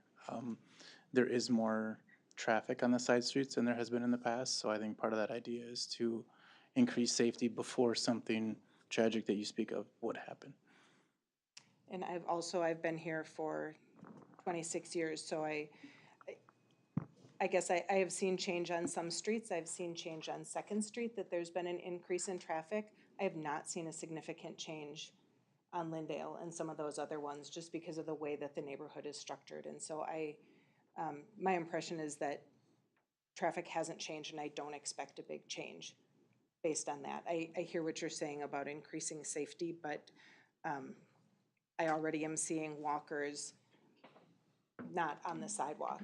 And I know last time, Matt, that you had mentioned that you thought that was probably in older areas, but the person I saw the other day was up on Fifth Street, just off of Lindale, and I believe you would probably consider that a fairly new sidewalk that had gone through, that should be in good enough. Would you agree with that or not? I guess I'm not quite sure exactly your statement. From Lindale, last time I had just mentioned that a lot of people that I know who run and walk say, I won't go on the sidewalks, I want to be on the street because the sidewalks are very uneven and they're not safe. Your response to me was, I think that would be on the older sidewalks where we need to do repairs. So I guess my question to you is, this sidewalk that goes on Fifth, that goes, well, pretty much the only sidewalk through that neighborhood prior to this year, that goes, it crosses Lindale, and it goes around and ends up over toward the park. Would you consider that a newer sidewalk? Yes, I would. I would say also that we had the neighborhood meeting, I also stated that we have to give the bikers and walkers the option. Like, there's a sidewalk for you to be safe. If you decide not to use it, that's on you. But we want to give that option to those walkers, those bikers. There's a safe option. Considered vehicles, though? Shouldn't they be on the street and not on A the walker? sidewalk? A biker, a bicycle. Yes, technically yes, but I will say someone that has young kids and there's no one on a sidewalk, yes, I'm gonna put my 7-year-old kid on a sidewalk before I would put him on a street. If the sidewalk is empty, yes, I would put him on a sidewalk still. And Tim can pull me over for that. So it is general policy too, as we build out new streets, that we have one sidewalk on them. So part of this is creating that equity, that regardless of whether you're in an older neighborhood or a newer neighborhood, as Matt said, you have the option to walk on the sidewalk, and hopefully prevent any future catastrophes from happening, by giving kids, adults, the ability to get up off of the street and away from the actual car traffic. And with the wider streets, it hasn't been an issue. And I understand that you're narrowing the streets because you believe that that's going to slow people down. And my experience has been that the people who choose to speed on those streets are not going to be deterred by a narrower street. And I mean, you're always going to have the people who are going to speed, but general studies across the country have shown that narrower streets do tend to slow people down because it creates kind of a canyon effect. For example, when you're driving down Main Street, if you do it at 2 o'clock in the morning, you drive a little bit faster because it feels more open.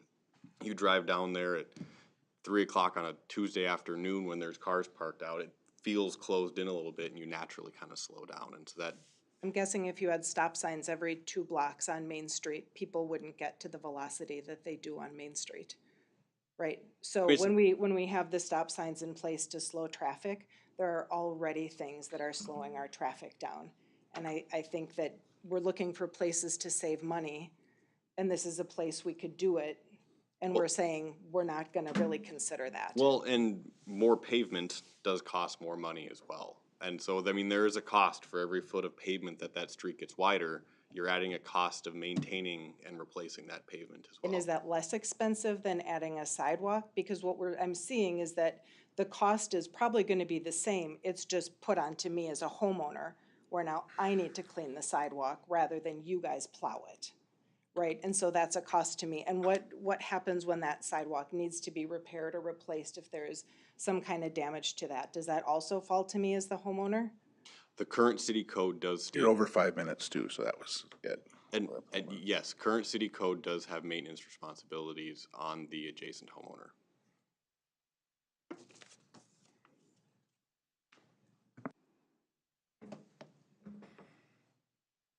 Is anybody else would like to get up and speak? We'll get to everybody. We won't cut anybody off.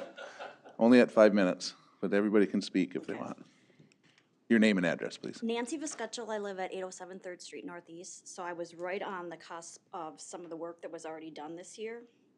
So my first question is, I believe maybe some of that work was done to my home, my property, but I'm not really sure because I was never notified. There was just, my water was turned off, my gas was turned off at different times. So my question is, if that work was done this year, I want to pay the 2023 pricing and not the 2024 pricing. Also looking at increasing it 5%. I don't know that I'm gonna get a 5% increase at my job, so why can't you just keep the pricing for the project at the 2023 pricing? Also, I have a question about, if you know the price is gonna go up, at what point do you hold off and wait till maybe the prices of construction go down? Well, let's address each one of those questions individually. First of all, could anybody, either Ken or Matt, answer her question if that work was done in 2023, if gas seemed to be shut off, water seemed to be shut off? I'll tag this with Chris because this has been talked about, and we've also talked to her about this, but originally on 3rd Street in Sunrise, we were not planning on going as far west as we did. It was strictly right after, when construction started, we ended up going an extra 20 feet west of that intersection as we planned. I can't tell you exact footage of her property, but I know she has 2 driveways, and we ended up taking out her first driveway to the west that we were not originally planning on doing. So it was not originally planned on affecting her property, so that's why she was not notified of during the 2023 project. But yes, it did. I mean, that's part of construction. Sometimes we had to tie in a sidewalk, I think the curb line. Chris, maybe there's a few other items that is the reason we had to go farther west that we were not originally planning on to. So that's why she was not notified during all these meetings that happened. So that is why she's not being assessed in the 2023 project, and that's why her assessment would come in the 2024 project. Okay. When the majority of her project is being done in front of her house, like 3/4 of her property, roughly, I'm guessing. Chris, you want to add on to any of that? Thing was done, if I want to sell my house now before the second act of the circus for next summer, how do I know what was done or what I have to tell the potential homeowner, purchaser that, Well, maybe Chris can answer that question. and then, Yeah, we'll take each one of your questions at a time, one at a time here. I don't know if you want to do that now then? Sure. Let them answer the first one, Ray. Yeah, so in regard to the project limits, yeah, we did go further west than was originally anticipated, so yeah, we went a little further west than originally anticipated just to make everything match in. So at the time we started the 23 project, this block of 3rd Street was not proposed for 2024 yet. It was not in the capital improvements plan. So if we had known that, maybe we would have changed some things, but yeah, that was not included previously for that reason. So that's why there are no assessments in the 2023 project, even though we went about a quarter of the way into the parcel. As far as, let's see the next question here. Oh, I was just gonna, as far as the sidewalks, did you guys send out a survey and ask people, hey, if you're in an established, I've been there for 18.5 years. There was trees, there was no sidewalk, it was nice. Now we've gonna get a sidewalk that I have to plow in the wintertime. And there's a bunch of trees were cut down, And the reason people don't walk on the sidewalk now is because there's no trees. You walk on the other side because there's shade. Did you guys ask people, I can see in new neighborhoods putting in sidewalks, but in a neighborhood that was established 50 years ago, sometimes it just doesn't make sense to add something just for the sake of doing it. Well, And I think I've gotten more traffic now on my road, and I'm gonna with the sidewalk. Right. Well, I know, and I see Kay is in the audience here, that I want to, maybe you can address that too, Kay, but wasn't there 20 years ago or more when you were on the council that the city of New Prague kind of adopted a walkable city mentality, and it passed the council that all new projects can you shed any light on that? Does that ring a bell? It was to provide a walkable community. There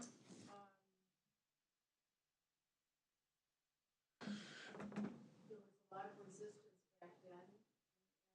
Most people are agreeable now that they like sidewalks, but in the beginning it was so bad. The whole room would have been up for having just a shovel in the winter. Right. It started very simply with created a route that would go around the city. And, I'm happy to see that intensified and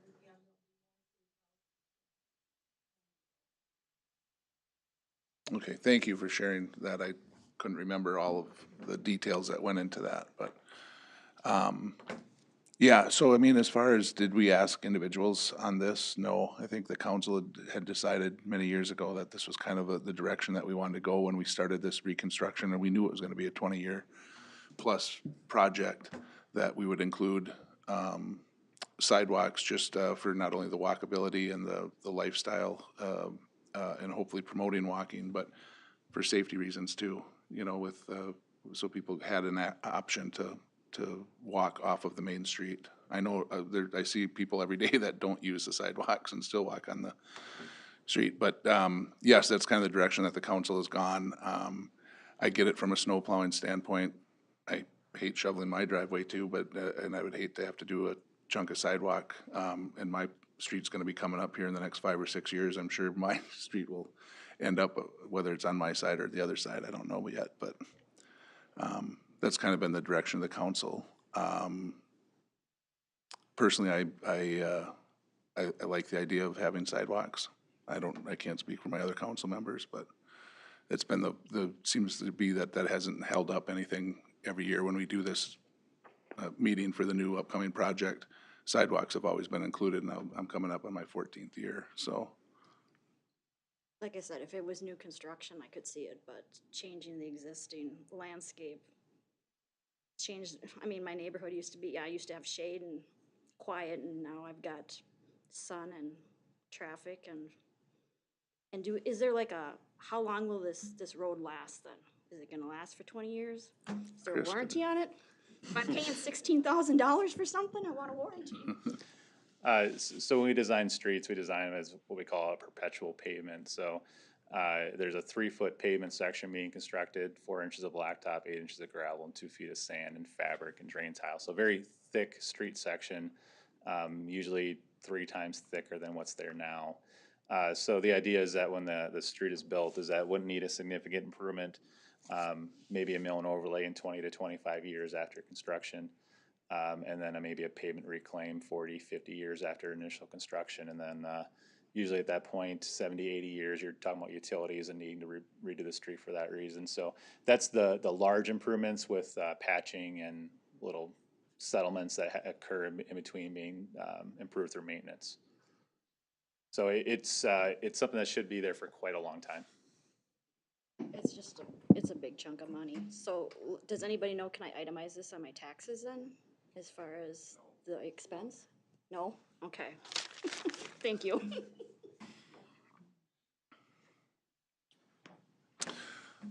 Who else would like to come up next and speak? Please state. John Beckius, 403 6th Street Northeast. Thank you. So I guess what I saw up there was a sidewalk that dead ends into a cul-de-sac, potentially medians with landscaping and vegetation in them. And I think, Ken, you said that construction's gone up or doubled in 20 years. And I doubt very few constituents in New Prague have seen their incomes double in 20 years. So I get that this was a plan set 20 years ago, but can things not be changed? You guys have the power to do that. Then it also becomes a cost of maintenance that could be cost prohibitive. That was just my comment. Yeah, okay. I appreciate it. Thank you.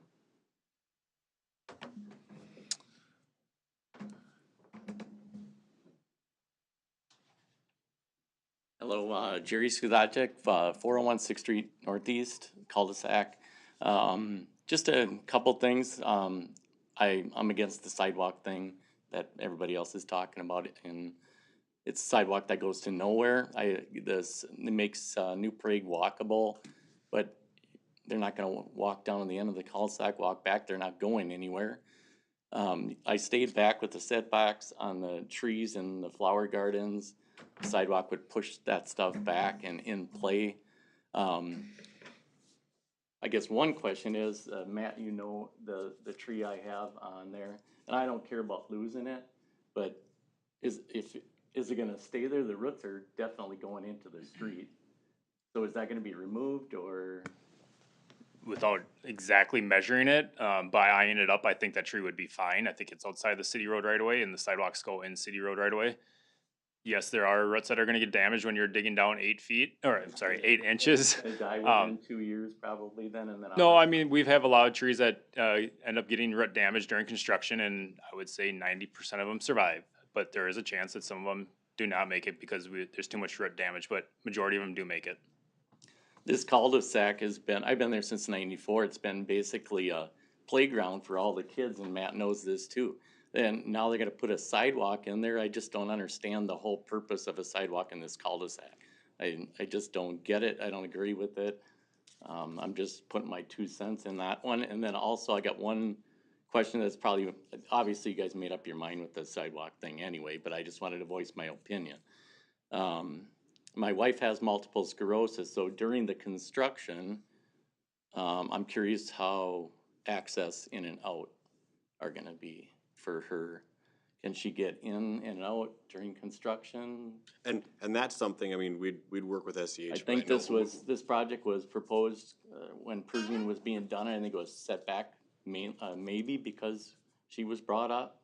And yeah, I mean, we can certainly work with Chris, and SEH on that as our lead engineers, but I know they work extensively with our contractors to make sure that the people that need access in and out of their homes have the Because she won't be able to, I mean, she has to be able to get back and forth. I'm not against the project, I think it's a great idea, that cul-de-sac is a mess.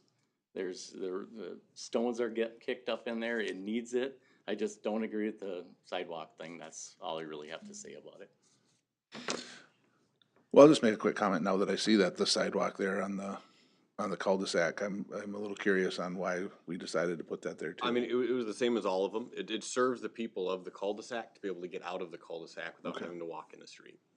So they're gonna cross the street on the other side to use this sidewalk? I don't think so. So I guess when the city council put the sidewalk policy or whatever we called it into place, they said only sidewalk on one side of the street. I think of my street has a sidewalk, but I think I have many neighbors who don't have a sidewalk on their side, and just to get to the sidewalk network have to cross the street to get over to it. So I guess the equitable thing then would be to put a sidewalk on both sides of the cul-de-sac so that you wouldn't have to cross the street. So this cul-de-sac goes from Pershing to the end of my property, 401 6th Street, and then just stops, is that correct?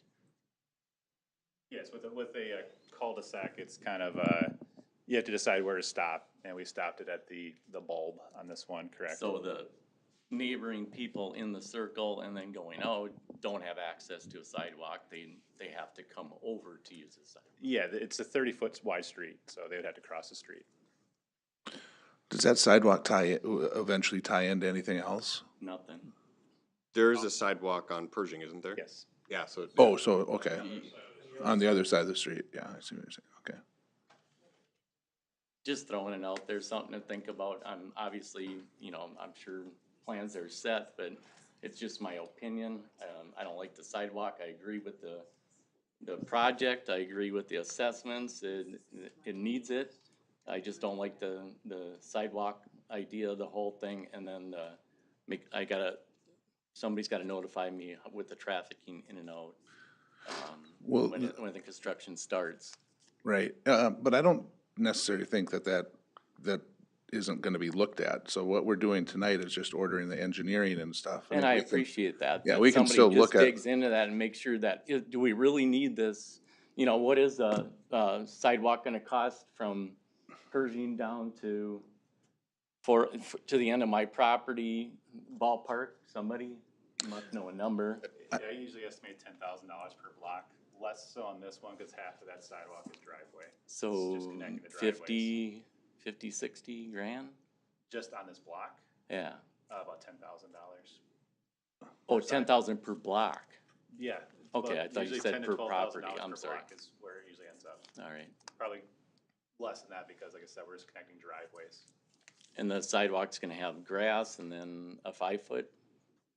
In this case, the right of way is pretty narrow, so. I think we attached this sidewalk to the curb, didn't we? Yeah, in this one, the sidewalk would have to go behind the curb, which we do not like doing, but the right of way is only 50 feet wide out here. All right, I just wanted to voice my opinion. no, that was a good opinion. You're just about out of time, so. Good? Yeah, no. All right. But again, I think that still could be up for I discussion. never been in one of these things, but it's, so I. Yeah. Yeah, this is just ordering the engineering study and whatnot, Yep. so we'll discuss design and whatnot. I would appreciate that. And I think the three of us will remember that and we can bring this up. All right, thank you very much. Thanks.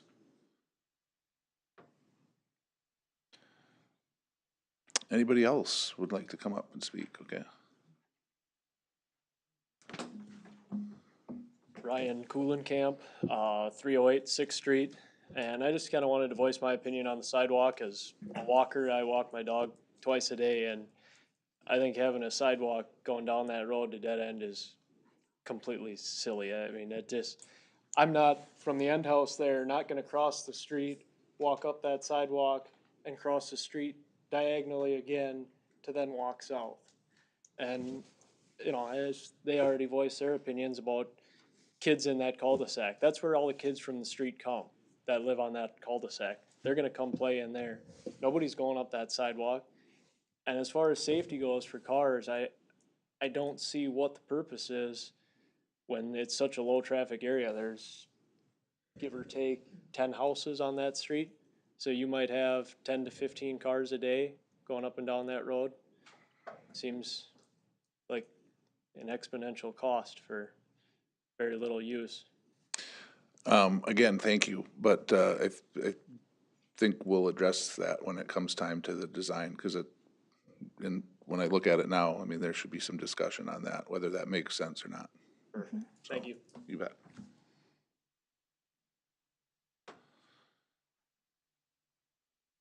Anybody else like to come up?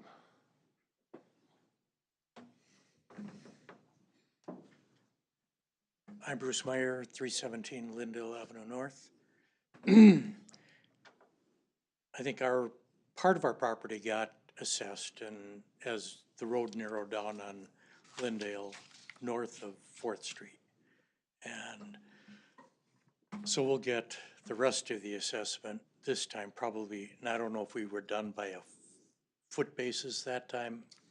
Likely unit, but I couldn't tell you. Yeah, because it would just been, I think like 26 out of 86 feet were assessed the first time, so. Okay. But how do you determine which side of the street sidewalks go on? And that's a good question. I probably should have mentioned it during the presentation. So myself and city staff walked the project or drove through the project and looked at how everything fits. So trying to avoid trees where possible and looking at the flatter side of each street. So knowing that sidewalk would end up on one side of the street or the other, we just chose what was the best option on those streets. And we also looked at it as a full network. So some of these streets are only 1 or 2 blocks. We would look 1 or 2 blocks north, south, west, east to see how it all fits so people aren't going back and forth. Because I think on Lindale, especially right on Main Street, both of those houses are extremely close to the road. So now if you take the road is gonna get a little bit narrower, but part of the sidewalk is going to, for sure, the house on the north side, or on the west side of the street, is where they park their cars, they're gonna be parking, sticking out into the road by putting the sidewalk there and narrowing the street. Yeah, yeah, and that's on First Street and Second Street, those are areas that have houses closer to the right of way. Yeah, it's just, And we're very close on the east side. Sure. We're kind of in the end of the old neighborhood, and the new neighborhood starts to the north of us. Sure. Trees, you brought up trees. Well, last night I went walking with the dogs. We do that every night. And we actually use a sidewalk on Sunrise Avenue. And I don't know how many trees were lost due to ash borer, or how many trees were lost due to the street going through there. But there's houses on there now that don't have any trees in their front yard. And I think the city requires 2 trees in the front yard? One for a new home. I think there's a lot of houses there that don't have any anymore. And now they're gonna be a lot smaller trees than, you're gonna lose a tree. We are, they were planted before we moved in 26 years ago. They're probably 40 or 50 years old now. We'll lose 3 of them. So just kind of a concern there. And they're not ash trees. Yours aren't, no. Right, ours are not. You made a statement about trying to make the streets safer too. And I know when Columbus was rebuilt not that long ago, last year, and there's a house on the corner of Columbus and Fourth, which went up for sale a few years ago after the person died. And that street narrows down really small, right across from the cemetery. And You have about 1 minute, so. okay, I've almost been hit a couple times, once by a police officer, walking the dogs at night. I always wear a vest to make sure that I can be seen. And, you know, we're talking about making it safe with the sidewalks, but I think there's things like that that probably might even be more important to people. Thank you. Anybody else like to come up and speak?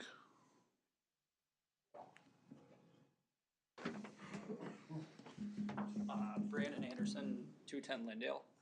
Not really a question, just more clarification on Project 1 and Project 2. Is that being assessed in the same unit pricing or separate?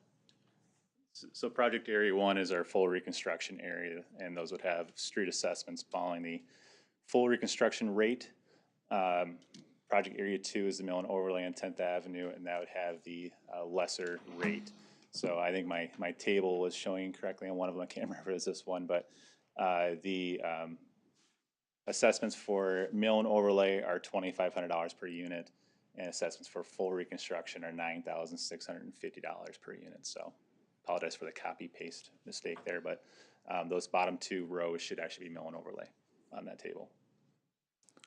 So, does that include the water and the sanitary sewer, like the hookup cost that Mary had mentioned before, that 3,500? And you quote us as 15,780? Yeah, so the water and the sewer are separate. So there's a street assessment, a water assessment, and a sewer assessment.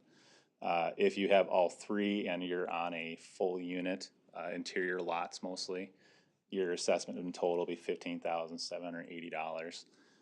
If you have a house that your water service goes a different direction off the project and we aren't replacing it, then you don't get assessed for it. The same thing with sewer services. We only assess what we replace. Brando, did that answer your question? Sure. Did it or didn't it? I mean, you still have time. Yeah. Okay. Right. Anybody else?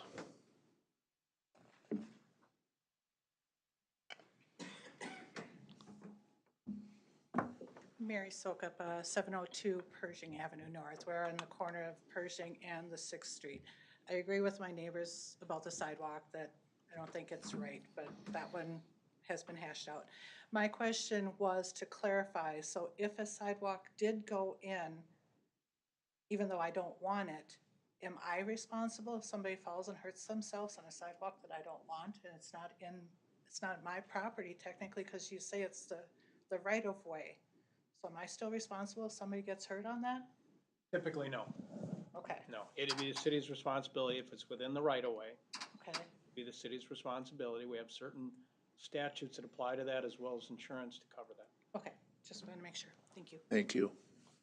Clarification as far as like if someone were to slip in winter, that there would be a way that the city could say, well, there was a patch of ice that the homeowner was responsible for that they didn't clear. And so the city's no longer liable and it's now the homeowner's responsibility. If it were actually ice and not just not shoveled 3 feet of snow. Not typically how I've seen this go in 30 years of dealing with this. That's not what the League of Cities does, who does our insurance for us. So I don't think that's what would happen. Does anybody else like to speak?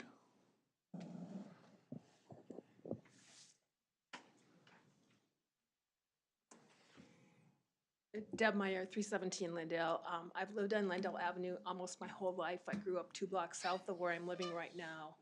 And I just wanted to say, I'd rather see the trees than a sidewalk. Lindale doesn't go anywhere off of Main Street. It pretty much dead ends. So there's not a lot of traffic there anyway. That's all I needed to say. Thank you.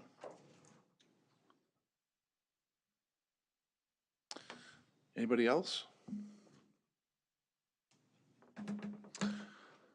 Okay, seeing nobody else, I will make a motion that we close the public hearing. Second. All those in favor say aye. Aye. Aye. 3-0. So let's move on to just ordering the engineering services for the 2024 street and utility improvement project. Thank you. I apologize. I had my proposal on my cell phone that turned off during the public hearing. So what I do have for you today is the proposal for engineering services related to the 2024 street utility project. And this would be to provide all services up to the point of bidding the project.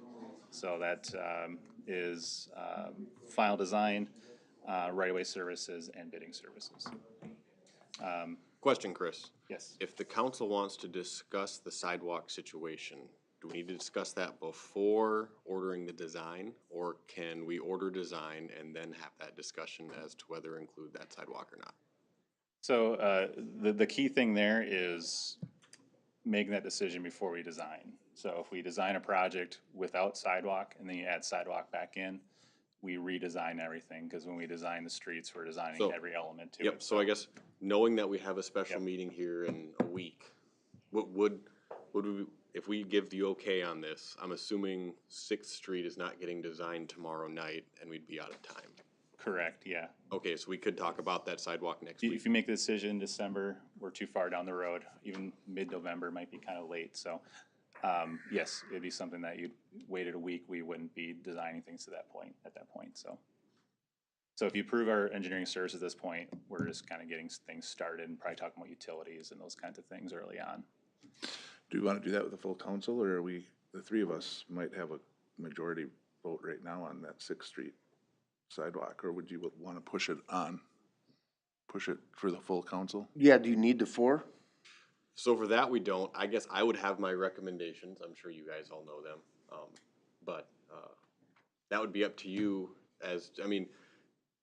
Yeah, if we can take action on it tonight, let's do it. Either way, like I said, you can order the design tonight and they can start moving forward on stuff, and we can have a full discussion next week if you'd like to. Okay. When the other 2 members are here. I would prefer to have inclusion of the other council members. Okay, all right. Let's wait, okay. Sounds great. But I guess, do you want to, like I said, we can approve and get them rolling. Right, oh, no, I want to do that, yeah, Okay. yeah. So I guess with you today, I do have my proposal, and I apologize, I don't have my number in front of me here. So I do have the proposal for engineering services, as I mentioned, this to get the 2024 project out to bid.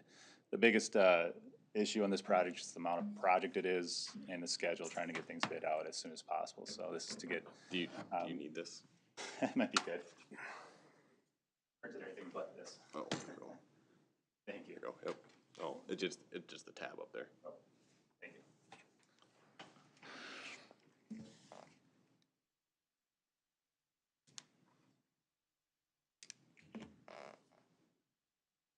I don't think it is just the tab for me. Oh, which, oh, was it? My proposal. Here you go, Chris. I got it up here. All right, thanks. Here.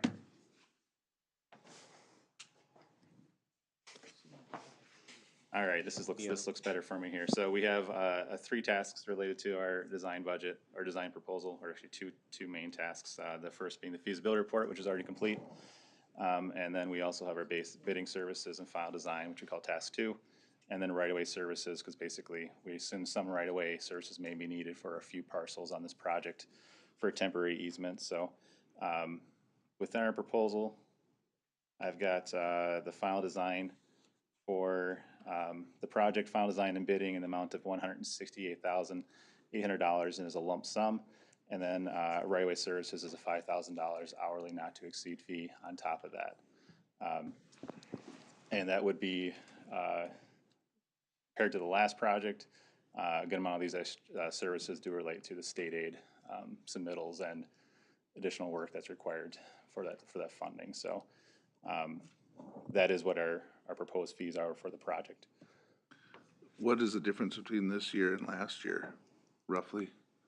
So last year's project, the final design, we did do an amendment at the end, was $150,000 final design and bidding, an additional $9,000-ish for changing the sidewalk and some additional work in the business park.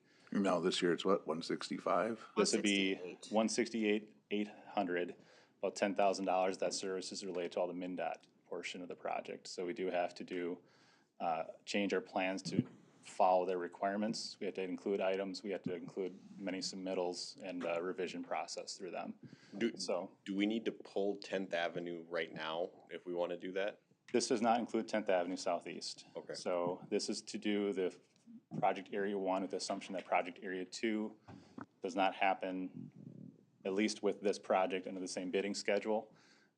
Could still happen in 2024, but it would have to be bid as a separate project if you proceed that way. If in the next month you said we just want to do the 10th Avenue on our own and not pursue additional funding and just put it into the rest of the project, we'd come back with a fee amendment for that portion of the project. So, yeah, I mean, I guess my recommendation at this point would keep 10th Avenue, because if we can get additional funding from elsewhere for that, Right. I think we need to certainly explore that. Right. yeah, the big thing at 10th Avenue is some of the funding sources will have very specific requirements. Federal funding will add a whole bunch of more work onto our park that I can't propose on that now without knowing where the funding's coming from. If you got money through local road improvement program or something like that, it's just a state aid project, so we don't really change anything. So the $142 per lineal foot or whatever is just the landscaping and the build of that. So the That would not include you're talking just the design fees. Yeah, so as far as the construction costs I provided earlier, the construction costs I provided was just to do the mill and overlay on 10th Avenue Southeast and to do the mini roundabout at 3rd Street. Oh, If you decided to do median islands, I presented as a per foot cost. If you did everything we showed in that drawing, it's another $280,000. If you decide just to put in medians at every crosswalk or every intersection, the per foot cost allows you to say we're just going to do a 100-foot median at every intersection or 50 feet or whatever it might be, just to improve pedestrian crossings, but maybe not, take care of the traffic calming. So. And that's part of where we're hoping to explore funding options, because maybe we can find funding that'll help us pay for those medians, and we can do all of them then or something. Right, right, okay. I just saw that 142 linear foot and I was just trying to figure out what but you said it'd be $280,000 if that. Yeah, and it could be more than that if you decide to do more, it could be less if you do less. Okay, all right. I don't mean to be a stickler here, but we left out from the 2023, there's a resolution 2310-1602, we didn't even address. Yes, can't. that's the one that we don't have enough council members, so we have to wait till next week. Yeah, so following the public hearing, there also needs to be a resolution to accept the feasibility report and order the project, which is also something you need to have that fourth council member for. So that'd be something related to the 24 project, which you'd also have to do next week.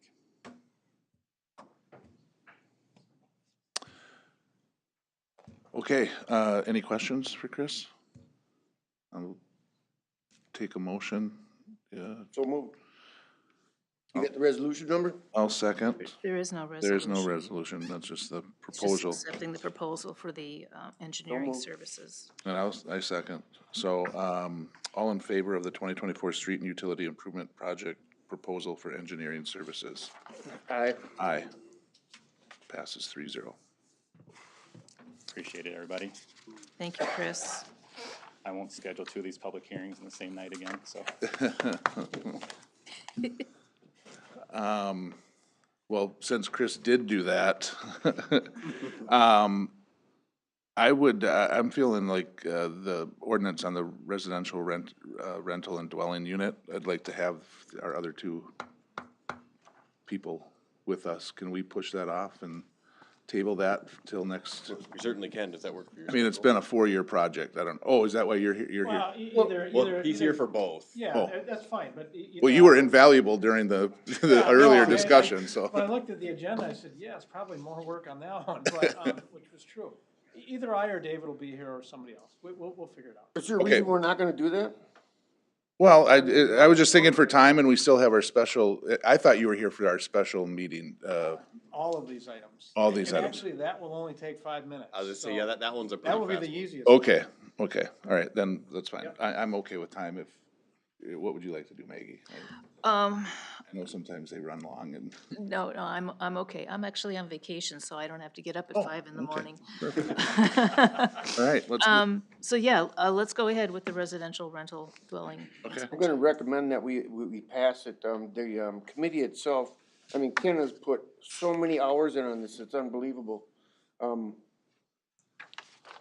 was debated back and forth. The attorney was there the whole time, so I'm urging to vote for it. And If I could give a little background, Sure. I'm not gonna go through all 12 pages on Thank mine or you. anything, but,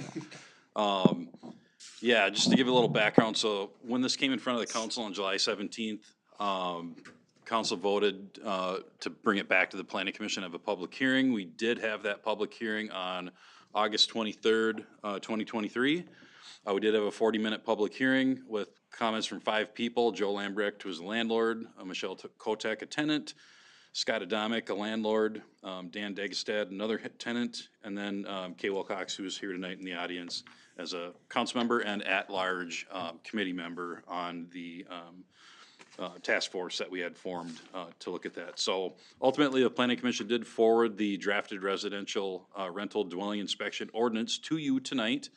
One thing that got brought up at the public hearing at the planning commission was to make a minor change for that situation where you have a, we'll just say a good tenant and landlord situation where you have a 2-year renewal period, the initial 2-year go through, and you don't have any change to that relationship, meaning same tenant, same landlord, and you did not have any violations within that 2-year time period. We did add the provision to allow that to be extended to a 4-year period. And really the reason for that, and what was brought up by the landlords and even tenants, was that they felt that if there was not an issue historically at a property, that time period could be lengthened, but we still wanted to get in there every 4 years. So it really does technically reduce the fee in half for those situations where they get a 4-year renewal period.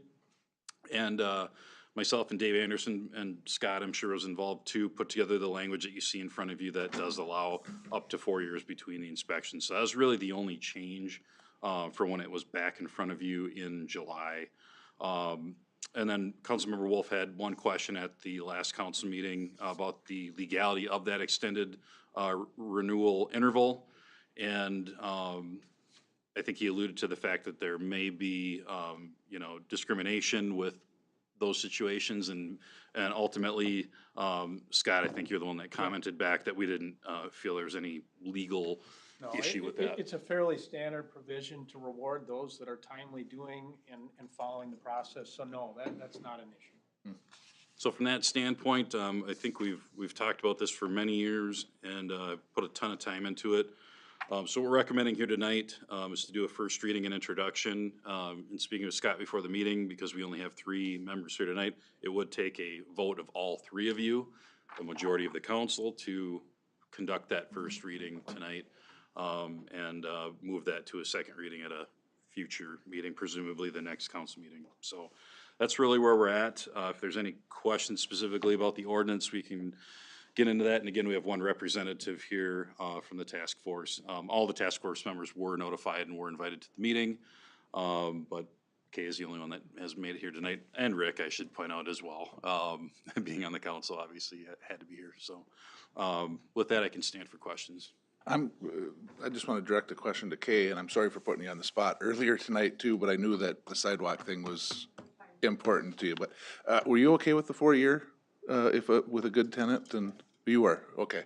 I was just curious. So it was kind of a compromise among all parties. I think we kind of came to that at the last meeting of the task force, and then ultimately, when we had the public hearing, we heard that again from those that were not only on the task force, but people that were in a tenant or landlord situation that were not on the task force. So I think it was a good provision to add, and we have no issue with that from a staff standpoint. Okay. And Some of the landlords have like 16. Okay, okay, great. Okay, any questions from the council? No, I don't. We've talked about this thing for Yes. 4 yes, years, so. yeah. Okay, I'll take a motion to do the first reading and approve the introduction of the ordinance amendment. So moved. I'll second. Okay, I have a first by Rick and a second by Maggie. All those in favor, say aye. Aye. Aye. Passes 3-0.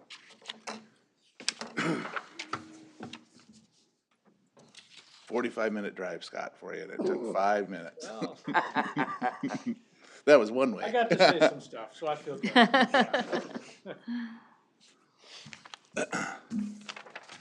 Well, it was good seeing you, because you don't grace yourself with your presence. I haven't been here in a while, so it's nice to see everybody.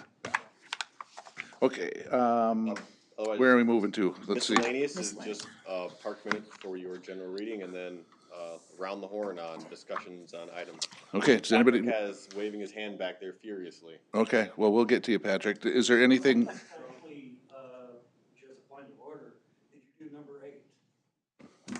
Oh, we did not. Public invited to be heard. oh, no, you're correct. I'm sorry. I'm new at this. This is only my second time. You know, the mayor sticks me with these tough nights, and I just go You know, through it over my Sean, I head. think this means Patrick needs to speak for 5 minutes. Yeah, if you yeah, brought right? this up. Okay, no, I appreciate that though, Patrick, yes, we don't wanna miss that. Is anybody out there would like to be heard on any matters that they would like to address the council on? And do we have anybody online, Mitch? That are not on the agenda. That are not on the agenda, that is correct. Is there anybody online that might wanna chime in? Well, that's great. Okay, all right, hearing none, we'll move on, so we move through number 8. All right, now we go to, was there anything on the, 13B. So yeah. Round the horn. We're not gonna, I just wanna see if there's any meeting minutes or anything changes that anybody saw. No, okay, all right. Perfect, then we'll go around the horn. Let's start with Patrick. I'm good. Are ya? Oh, okay, great. Nothing. Rick, I'm okay. Maggie? I have nothing. Josh? One quick thing, we had talked health insurance stuff at the last meeting. Hopefully in the next day or two, we're supposed to get those numbers from Gallagher, so I will get those sent out to you, so hopefully we can make some sort of decision on the 24th. That way, if we need to change for open enrollment, we can. So I will, and knowing that you don't have your laptop, Yeah, I can, if that comes in. swing by your house and drop those off if you'd like, or. Yeah, that'd be fine, or just, I can swing by here too, cause my Okay. hours are Yep, that mixed and works. match everywhere, Okay. so. That's all I got. Scott? Just that you have a closed meeting coming up afterwards, that Yep. will be quick. Okay, all right. Ken? Nothing. Brucey? Tim? Matt? Mitch? Everybody's good? Okay, great. I'll take a motion to adjourn this meeting. So moved. Second? And all in favor, say aye. Aye. Aye. That passes 3-0. Nay. Wonderful way to spend my 74th